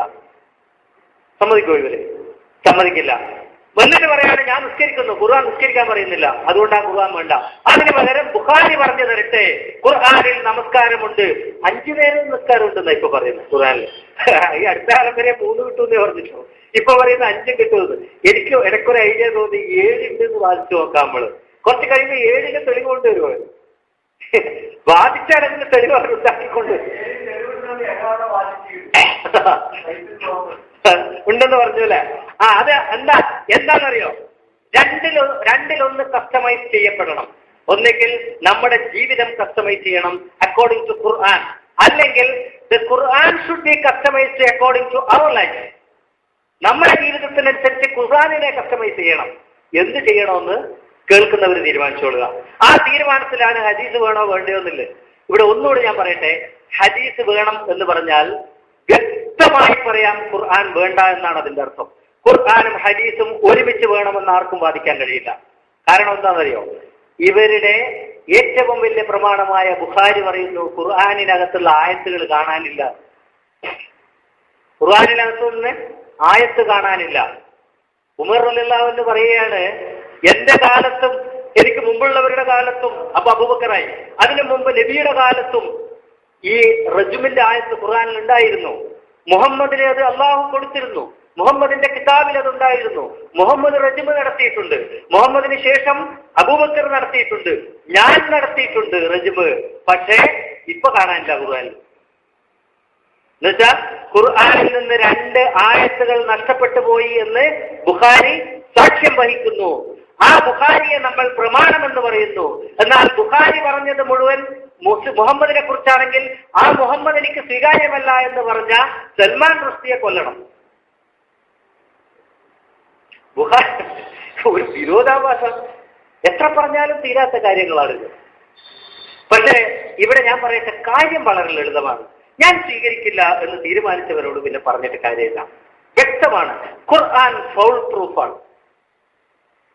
ഞാനതിന് പ്രൊട്ടക്ട് ചെയ്യുന്നല്ല പറഞ്ഞത്, സത്യമാണ്, അത് ഫൗൾ പ്രൂഫാണ്. പക്ഷേ ഹദീസ് മുഴുവൻ ഫൗള് മാത്രമേ ഉള്ളൂ, വൈരുദ്ധ്യങ്ങൾ മാത്രമേ ഉള്ളൂ. അല്ല പലയിടത്തത് പറഞ്ഞു. ഇവിടെ ഒരു കാര്യം ചോദിക്കട്ടെ, ഖുർആനിനെ ഹദീസ് വെല്ലുവിളിക്കുന്നു എന്നുള്ളതിന്റെ ഏറ്റവും വലിയ തെളിവാണ് ഞാൻ ഇപ്പൊ പറഞ്ഞ സംഭവം. എന്താ? അല്ല പറയുന്നു, ഞാൻ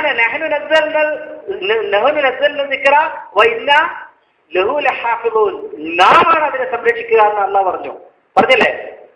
ആ പറഞ്ഞ അള്ളാഹ്ക്ക് ഇത് സംരക്ഷിക്കാൻ കഴിഞ്ഞില്ല എന്നല്ലേ ഈ പറഞ്ഞതിന്റെ അർത്ഥം? 2 ഇത് കാണുന്നില്ല എന്ന് പറഞ്ഞ ഇല്ലേ? അള്ളാഹ് അത് സംരക്ഷിക്കാന്ന് പറഞ്ഞു, പക്ഷെ അതിൽ നിന്ന് 2 ഇപ്പൊ കാണാനില്ല. അള്ളാഹ് തോറ്റുപോയി. പിന്നെ ഇവര് പറയുന്ന ഹദീസിലൂടെ ആയാലും ഖുർആനിലൂടെ ആയാലും അവസാനം പോകേണ്ടത് ഈ അള്ളാഹുടെ അടുക്കലേക്കല്ലേ? അള്ളാഹ് ഇപ്പോഴേ തോറ്റെങ്കിൽ പിന്നെ ഈ പണി എടുക്കണം. അള്ളാഹ് ഇപ്പോഴേ തോറ്റു, പിന്നെ നമ്മൾ ഈ പണി എടുക്കണം. ഹദീസും വേണ്ട ഖുർആനും വേണ്ട എന്ന് പറഞ്ഞാൽ പോലെ. ഈ ഖുർആനിനെ ഇല്ലായ്മ ചെയ്യലാണ് വ്യക്തമായിട്ടും ഹദീസിന്റെ ഉദ്ദേശം എന്ന് വ്യക്തമാക്കുന്ന ഒരു ഹദീസാണ് ഇവിടെ എന്നത് മനസ്സിലാക്കണം.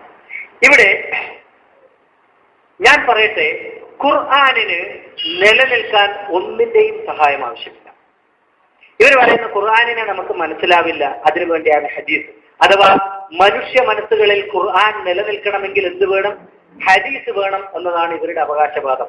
വ്യക്തമായും മനസ്സിലാക്കാം, ഖുർആനിന് നിലനിൽക്കാൻ ഈ ഹദീസിന്റെ ഒന്നും ആവശ്യമില്ല. സൗത്ത് ആഫ്രിക്കയിലെ ഹാഫിസ് എന്ന് പറയുന്ന ഒരു കർഷകനുണ്ടായിരുന്നു. അദ്ദേഹത്തിന് 19 ഏക്കർ സ്ഥലവും തോട്ടം, അതിനകത്ത് അദ്ദേഹത്തിന്റെ വീടും ഭാര്യയും മക്കളും ഉണ്ട്. ഈ മനുഷ്യനോട് ഒരു ദിവ്യം പോയിട്ട് പറഞ്ഞു, നിങ്ങൾക്ക് ഒരു വജ്രക്കല്ല് കിട്ടും. ആ വജ്രക്കല്ല് കിട്ടിക്കഴിഞ്ഞാൽ നിങ്ങൾ ഈ ഭൂലോകത്തെ ഏറ്റവും വലിയ പണക്കാരനായി മാറും. ആ വജ്രക്കല്ലാണ് നിങ്ങളുടെ ജീവിതത്തെ മാറ്റിമറിക്കാൻ പോകുന്നത് എന്ന് പറഞ്ഞു. ഈ മനുഷ്യൻ ഒരു 1-2 ആഴ്ച കാത്തിരുന്നിട്ടും വജ്രക്കല്ലിന്റെ 1 ലക്ഷവും കാണാനില്ല. അവസാനം ഇയാൾ ഭാര്യയോട് പറഞ്ഞു, ഞാനൊരു ലോകസഞ്ചാരത്തിന് പോവുകയാണ്, അതുകൊണ്ട് ഈ തോട്ടം ഞാൻ വിറ്റിട്ട് അതിന്റെ പണത്തിന്റെ ഒരംശം നിനക്ക് തരാം, നീ മക്കളും കൂടി ജീവിച്ചോളുക, ബാക്കിയും കൊണ്ട് ഞാൻ ലോകം ചുറ്റാൻ പോവുക, ഈ വജ്രക്കല്ല് തേടി. അങ്ങനെ ഇയാൾ തോട്ടം വിറ്റു. പകുതി പണം ഭാര്യക്കും മക്കൾക്കും ജീവിക്കാൻ കൊടുത്തു. മനസ്സിലായില്ലേ? തലാഖ് ചൊല്ലിയിട്ടാ പോയത്. തലാഖ് ചെല്ലുമ്പോൾ ഇന്നത്തെ ആളുമാര് ഒന്നും കൊടുക്കാതെ പോയിട്ടില്ല. പകുതി കൊടുത്തിട്ട് ബാക്കി പൈസയും കൊണ്ട് ഇയാൾ ലോകം ചുറ്റാൻ പോയി. ഇയാളെ ഏകദേശം പണം മുഴുവൻ തീരുന്നത് വരെ ലോകം മുഴുവൻ കറങ്ങിയിട്ടും ഇയാൾക്കൊന്നും കിട്ടിയില്ല. തിരിച്ചവസാനം ഇയാൾ എന്നാ പിന്നെ അവസാനം കുടുംബത്തെ ആശ്രയിക്കാൻ വരുമല്ലോ. എന്നാ പിന്നെ ഈ ഭാര്യയെ കാണാമെന്ന് കരുതി വന്നു നോക്കുമ്പോ ഇയാൾ തോട്ടം വിറ്റ തോട്ടം വാങ്ങിയ ആള് ഭൂലോകത്തിലെ ഏറ്റവും വലിയ പണക്കാരനായിരിക്കുക. എന്താ കാര്യം? ഇയാൾ അവിടുത്തെ പോയി നോക്കുമ്പോൾ ഇയാളുടെ തോട്ടത്തിന്റെ അകത്തുകൂടെ ഒരു ചെറിയ അരുവി ഒഴുകുന്നുണ്ടായിരുന്നു. ആ അരുവിയുടെ അടിയിൽ മുഴുവൻ മുത്തുകളായിരുന്നു. അതിനകത്തായിരുന്നു ഈ വജ്രക്കല്ല് ഇരുന്നത്. പക്ഷെ ഈ മനുഷ്യൻ അത് ചെകഞ്ഞ് പരിശോധിച്ചിട്ടില്ല. ഇയാൾ പകരം ഈ വജ്രക്കല്ല് പരിചയത് എവിടെയാ? പുറത്താണ്. സത്യത്തിൽ ഈ ഖുർആനിനെ വിട്ടുകൊണ്ട് നേർമാർഗം പുറത്ത് വരുത്തുന്ന നമുക്കുള്ള ഉദാഹരണമാണിത്. സത്യം നേർമാർഗം കിടക്കുന്നത് നമ്മുടെ കയ്യിലിരിക്കുന്ന ഖുർആനിനകത്താണ്. പക്ഷെ നമ്മൾ ഇതും വിട്ടിട്ട് പുറത്തേക്ക് കിടക്കുക, ഹദീസുകളിലേക്ക് ഒരു വിഭാഗം, അവിടെ നിന്ന് വ്യാഖ്യാനങ്ങളിലേക്ക്, ഫിഖ്ഹുകളിലേക്ക്. അതൊക്കെ കഴിഞ്ഞു അവസാനമായിട്ട് നമ്മളിലേക്ക് നേരിട്ട് വരാം. നമ്മുടെ നേർമാർഗത്തിന് ആരെയാണ് ആശ്രയിക്കുന്നത്? ഖുർആനെയാണോ അല്ല ചില വ്യക്തികളെയാണോ? ഞാൻ അടക്കമുള്ള ചില വ്യക്തികളിലേക്ക് നോക്കിയിരിക്കുന്നുണ്ടെങ്കിൽ ഞാൻ പറയാം, നിങ്ങൾക്ക് ദൈവം കരുതി വെച്ചിരിക്കുന്ന വജ്രം നിങ്ങൾക്ക് കിട്ടാൻ പോകുന്നില്ല. ആ വജ്രം, ആ ഡയമണ്ട് നിങ്ങൾക്ക് കിട്ടേണ്ടത് നിങ്ങളുടെ കയ്യിലിരിക്കുന്ന ഖുർആനിൽ നിന്നാണ്. അത് പുറത്തു നിന്ന് കിട്ടാൻ പോകുന്നില്ല, ഒരാളിൽ നിന്നും കിട്ടാൻ പോകുന്നില്ല. അതിന് കുറെ അധ്വാനിക്കണം. എവിടെയും ചാരി നിൽക്കേണ്ട അവസ്ഥയിലൊന്നുമല്ല ഖുർആനുള്ളത്. നിങ്ങൾക്ക് ഫത്തബിഊനി എന്നല്ല പറഞ്ഞിട്ടുണ്ടെങ്കിൽ, അത്തിഉല്ലാഹ വഅത്തിഉർ റസൂല എന്നല്ല പറഞ്ഞിട്ടുണ്ടെങ്കിൽ അതിന് ഒരേ മാർഗമേ ഉള്ളൂ. ഖുർആൻ പഠിക്കുക, അനുസരിക്കുക. ഖുർആൻ പഠിക്കുക, അതിനനുസരിച്ച് ജീവിക്കുക. വേറെ ഒരു മാർഗവും ഇല്ല. ഖുർആൻ പഠിക്കുക, അതിനനുസരിച്ച് ജീവിക്കുക. അപ്പം വരും അടുത്ത വാദം. എന്താ? ഈ ഖുർആൻ പഠിച്ചാൽ തിരിയില്ലല്ലോ. പഠിച്ചാൽ തിരിയോ? ഖുർആൻ തിരിയില്ല. പിന്നെ എങ്ങനെ പഠിച്ചിട്ടനുസരിക്കും? അപ്പോഴാണല്ലോ നമ്മൾ വീണ്ടും ഈ താടിക്കാരുടെ കാലിലേക്ക് പോവുക. വീണ്ടും അങ്ങോട്ട് പോകണല്ലോ, അല്ലേ? ഒന്ന് മനസ്സിലാക്കുക, നിങ്ങൾക്ക് തിരിയാത്തത് ഒന്നും ദൈവം നിങ്ങൾക്ക് തരില്ല. ലാ യുകല്ലിഫുല്ലാഹ നഫ്സൻ ഇല്ലാ വുസ്അഹാ. അല്ലാഹുവിന്റെ അർത്ഥശങ്കയ്ക്കിടയില്ലാത്ത വിധമുള്ള പ്രഖ്യാപനമാണത്. നിങ്ങളുടെ പരിധിക്ക്, കഴിവിന്റെ പരിധിക്ക് പുറത്തുള്ള ഒന്നും നിങ്ങളോട് അല്ലാഹ് ആവശ്യപ്പെട്ടില്ല. ആ അല്ലാഹ് പറയുന്നത് വലഖദ് യസ്സർനൽ ഖുർആൻ ലിദിക്രി. നിങ്ങളുടെ കഴിവിന്റെ പുറത്തുള്ളതൊന്നും നിങ്ങളോട് ആവശ്യപ്പെട്ടിട്ടില്ല എന്ന് പറഞ്ഞ അതേ ദൈവമാണ് പറയുന്നത് വലഖദ് യസ്സർനൽ ഖുർആന ലിദിക്രി ഫഹൽ മിൻ മുദ്ദക്കിർ. പക്ഷെ ആരുണ്ട് പഠിക്കാൻ? ആരുണ്ട് ചിന്തിക്കാൻ? ആരുണ്ട് മനസ്സിലാക്കാൻ? മനസ്സിലാക്കാൻ തയ്യാറാണെങ്കിൽ മനസ്സിലാകും. നിങ്ങൾ എന്താണോ മനസ്സിലാക്കാൻ തയ്യാറാവുന്നത് അത് നിങ്ങൾക്ക് മനസ്സിലാവും. അതും ദൈവം പറഞ്ഞിട്ടുണ്ട്, നിങ്ങൾ എന്താണോ ആഗ്രഹിക്കുന്നത് അത് നിങ്ങൾക്ക് ഞാൻ എളുപ്പമാക്കി തരും. നിങ്ങൾ എന്താണോ ലക്ഷ്യം വെക്കുന്നത് അത് നിങ്ങൾ എളുപ്പമാക്കി തരും.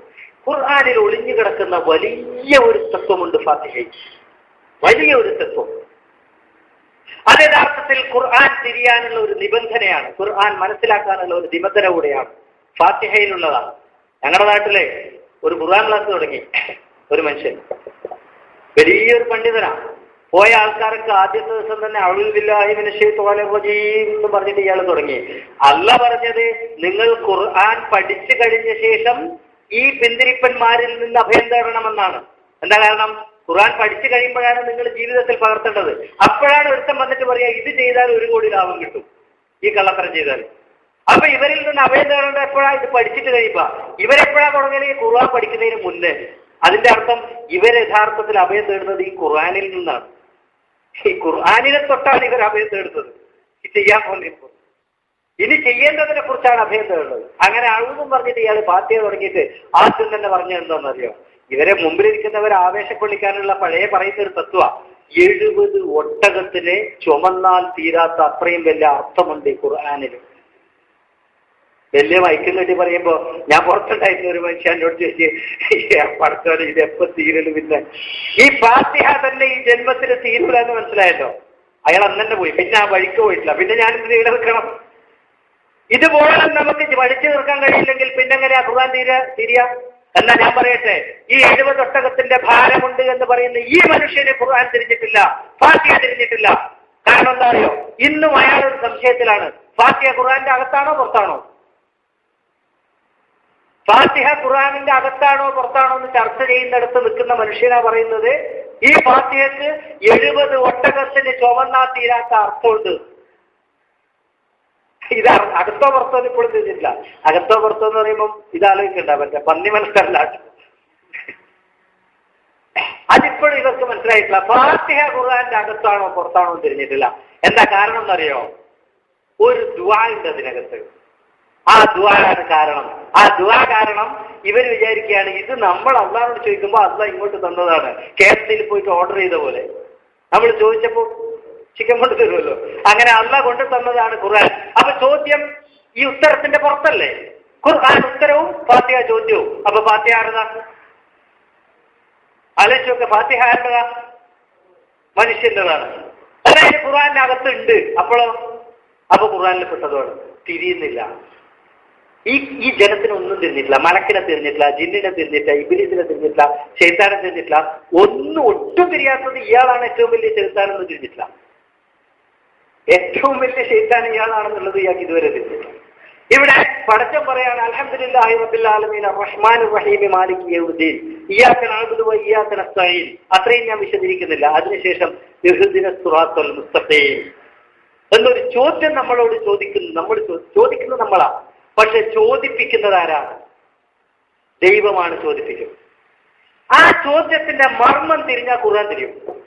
ആ ചോദ്യത്തിന്റെ മർമ്മം തിരിഞ്ഞാൽ ഖുർആൻ തിരിയും. ഇവർക്ക് ഹദീസിനെയും ഫിഖ്ഹിനെയും ഒക്കെ ആശ്രയിക്കേണ്ടി വന്നത് ഈ ചോദ്യത്തിന്റെ മർമ്മം തിരിയാത്തതുകൊണ്ടാണ്. എന്താ കാരണം എന്നറിയോ? നമ്മൾ വ്യക്തിത്വ വികാസത്തിന്റെ പാഠങ്ങളിലെ അടിസ്ഥാന പാഠം തന്നെയാണ്. നിങ്ങൾ എന്തെങ്കിലും വേണമെങ്കിൽ നിങ്ങൾക്ക് ആവശ്യപ്പെടുകയാണെങ്കിൽ നിങ്ങൾക്കത് സാധിച്ചു കിട്ടണമെങ്കിൽ ഒറ്റ മാർഗമേ ഉള്ളൂ, ഒറ്റ പണിയെ നിങ്ങൾ ചെയ്യണ്ടു. നിങ്ങളുടെ ഹൃദയം കൊണ്ട് മനസ്സുകൊണ്ട് അത് നിങ്ങൾ ആഗ്രഹിക്കണം. നിങ്ങളുടെ മനസ്സുകൊണ്ട് നിങ്ങൾ അത് ആഗ്രഹിക്കണം. Am I right? അല്ലേ? എല്ലാ ക്ലാസ്സുകളിലും പഠിപ്പിക്കുക. ഇതാ പഠിത്തം പഠിപ്പിച്ചത്. ആദ്യം നിങ്ങൾ ഹൃദയം കൊണ്ടൊന്ന് ചോദിക്കണം. എന്ത് ചോദിക്കണം? ഒരു നേരായ മാർഗം, സിറാത്തുൽ മുസ്തഖീം. നിങ്ങളുടെ ഹൃദയങ്ങളുടെ അടിത്തട്ട് കൊണ്ട് നിങ്ങളത് ചോദിച്ചാൽ ഖുർആൻ നിങ്ങൾക്ക് തിരിഞ്ഞിരിക്കും. നിർബന്ധമായും നിങ്ങൾക്കത് മനസ്സിലായിരിക്കും. അടിത്തട്ട് കൊണ്ട്, ഹൃദയങ്ങളുടെ അടിത്തട്ട് കൊണ്ട് നിങ്ങളത് ചോദിക്കണം. പക്ഷെ ദൗർഭാഗ്യവശാൽ അതിന്നേ വരെ തിരിഞ്ഞിട്ടില്ല. എന്നോട് പലരും പറഞ്ഞു ഫാത്തിഹ വിശദീകരിക്കണോ, അപ്പൊ തന്നെ തിരിഞ്ഞിട്ടില്ല. പലരും ഫാത്തിഹ വിശദീകരിക്കാനൊന്നുമില്ല. വളരെ വ്യക്തമാണ്, വളരെ ലളിതമാണ് കാര്യം. 70 ഒട്ടകം പോയിട്ട് ഓരോ ഒട്ടകത്തിന് ചുമക്കാനുള്ളത് പോലും ഇല്ല. പക്ഷേ അത് ജീവിതത്തിൽ പകർത്തുമ്പം വളരെ ഭാരമേറിയതാണത്. പഠിക്കുമ്പോഴല്ല, ജീവിതത്തിൽ പകർത്തുമ്പം. കാരണം 24 മണിക്കൂർ മൂടിലും ഉറക്കത്തിലും എനിക്ക് നല്ലൊരു ജീവിതം തരണമേ എന്ന് ചിന്തിക്കാം. അത് വളരെ ഭാരമേറിയ ഒരു പണിയാണ്. സത്യത്തിൽ അധിഷ്ഠിതമായ, നീതിയിൽ അധിഷ്ഠിതമായ, സത്യസന്ധമായ, തുറന്ന മനസ്സുള്ള ഒരു ജീവിതം നീ എനിക്ക് തരണമേ എന്ന് ചിന്തിക്കണമെങ്കിൽ അതൊരു വാക്കിൽ തീരുന്നതല്ല. ആണോ? അത്രയ്ക്ക് ആഴത്തിൽ മനസ്സിന്റെ അടിത്തട്ടിൽ നിന്ന് ആ ആഗ്രഹം ഇങ്ങനെ പുറത്തേക്ക് തിളച്ചുകൊണ്ടിരിക്കുകയാണെങ്കിൽ ഖുർആനിലെ ഒരു വാക്കും നിങ്ങൾക്ക് വേറെ ആരും പറഞ്ഞു തരണ്ട. പടച്ചവൻ പറഞ്ഞു തരും. അവരുദ്ദേശിച്ചിട്ടാണ് പടച്ചവൻ പറഞ്ഞത് വലഖദ് യസ്സർനൽ ഖുർആന ലിദ്ദിക്രി ഫഹൽ മിൻ മുദ്ദക്കിർ. പക്ഷെ നിങ്ങൾ അന്വേഷിക്കുന്നത് ആ നേരായ ജീവിതമായിരിക്കണം. ഡെയിൽ കാർണിജി എന്ന് പറയുന്ന ഒരു വിശ്വപ്രസിദ്ധ ചിന്തകൻ, അദ്ദേഹത്തിന്റെ ഒരു മഹത്തായ വചനമുണ്ട്. എന്താണെന്ന് അറിയോ? നിങ്ങൾ സ്വർണത്തിന് വേണ്ടിയാണ് ആഗ്രഹിച്ചു കൊണ്ടിരിക്കുന്നതെങ്കിൽ നിങ്ങൾക്ക് ആ സ്വർണത്തിന്റെ തരി ഭൂമിയിൽ നിന്ന് ലഭിക്കുന്നതിന് മുമ്പേ കോടാനുകോടി മണൽത്തരികളെ നിങ്ങൾക്ക് വകഞ്ഞു മാറ്റേണ്ടി വരും. കോടാനുകോടി മണൽത്തരികളെ വകഞ്ഞു മാറ്റിയാൽ മാത്രമേ നിങ്ങൾക്ക് അടിയിൽ നിന്ന് എന്ത് കിട്ടൂ? സ്വർണം കിട്ടൂ. ഞാനിവിടെ പറയട്ടെ, കോടാനുകോടി ഹദീസുകളെ, കോടാനുകോടി ഫിഖ്ഹുകളെ, കോടാനുകോടി അഭിപ്രായങ്ങളെ, ഇജ്മാഅുകളെ, ഖിയാസുകളെ വകഞ്ഞു മാറ്റിയാലേ നിങ്ങൾക്ക് ഖുർആനിലെ സ്വർണം, ഖുർആനിലെ മുത്ത്, ഖുർആനിലെ വജ്രം നിങ്ങൾക്ക് കിട്ടൂ. അങ്ങനെ വകഞ്ഞു മാറ്റണമെങ്കിൽ നമ്മുടെ മനസ്സിനകത്ത് ആ നേരായ മാർഗത്തിന് വേണ്ടിയുള്ള ഒരു അതിയായ ആഗ്രഹം, ഒരു അത്യാഗ്രഹം ഉണ്ടായേ പറ്റും. അതിനെയാണ് നമ്മൾ ഇൻസ്പിരേഷൻ എന്ന് പറയുന്നത്. It should come from inside, not from outside. പുറത്തുനിന്ന് ആരെങ്കിലും പറഞ്ഞിട്ട് ചെയ്യേണ്ടതല്ല. നമ്മുടെ ഓരോരുത്തരുടെ ഉള്ളിലും ഖുർആൻ എനിക്ക് തിരിയാത്തതിന്റെ പേരിലുള്ള വിഷമം ഇങ്ങനെ തിളക്കണം. എനിക്കിത് മനസ്സിലാകാത്തതിന്റെ പേരിൽ വിഷമം തിളക്കണം. അപ്പൊ ഖുർആൻ തിരിയും, ഓട്ടോമാറ്റിക്കലി തിരിയും. ഒരു സംശയവും വേണ്ട, ഓട്ടോമാറ്റിക്കലി തിരിയും.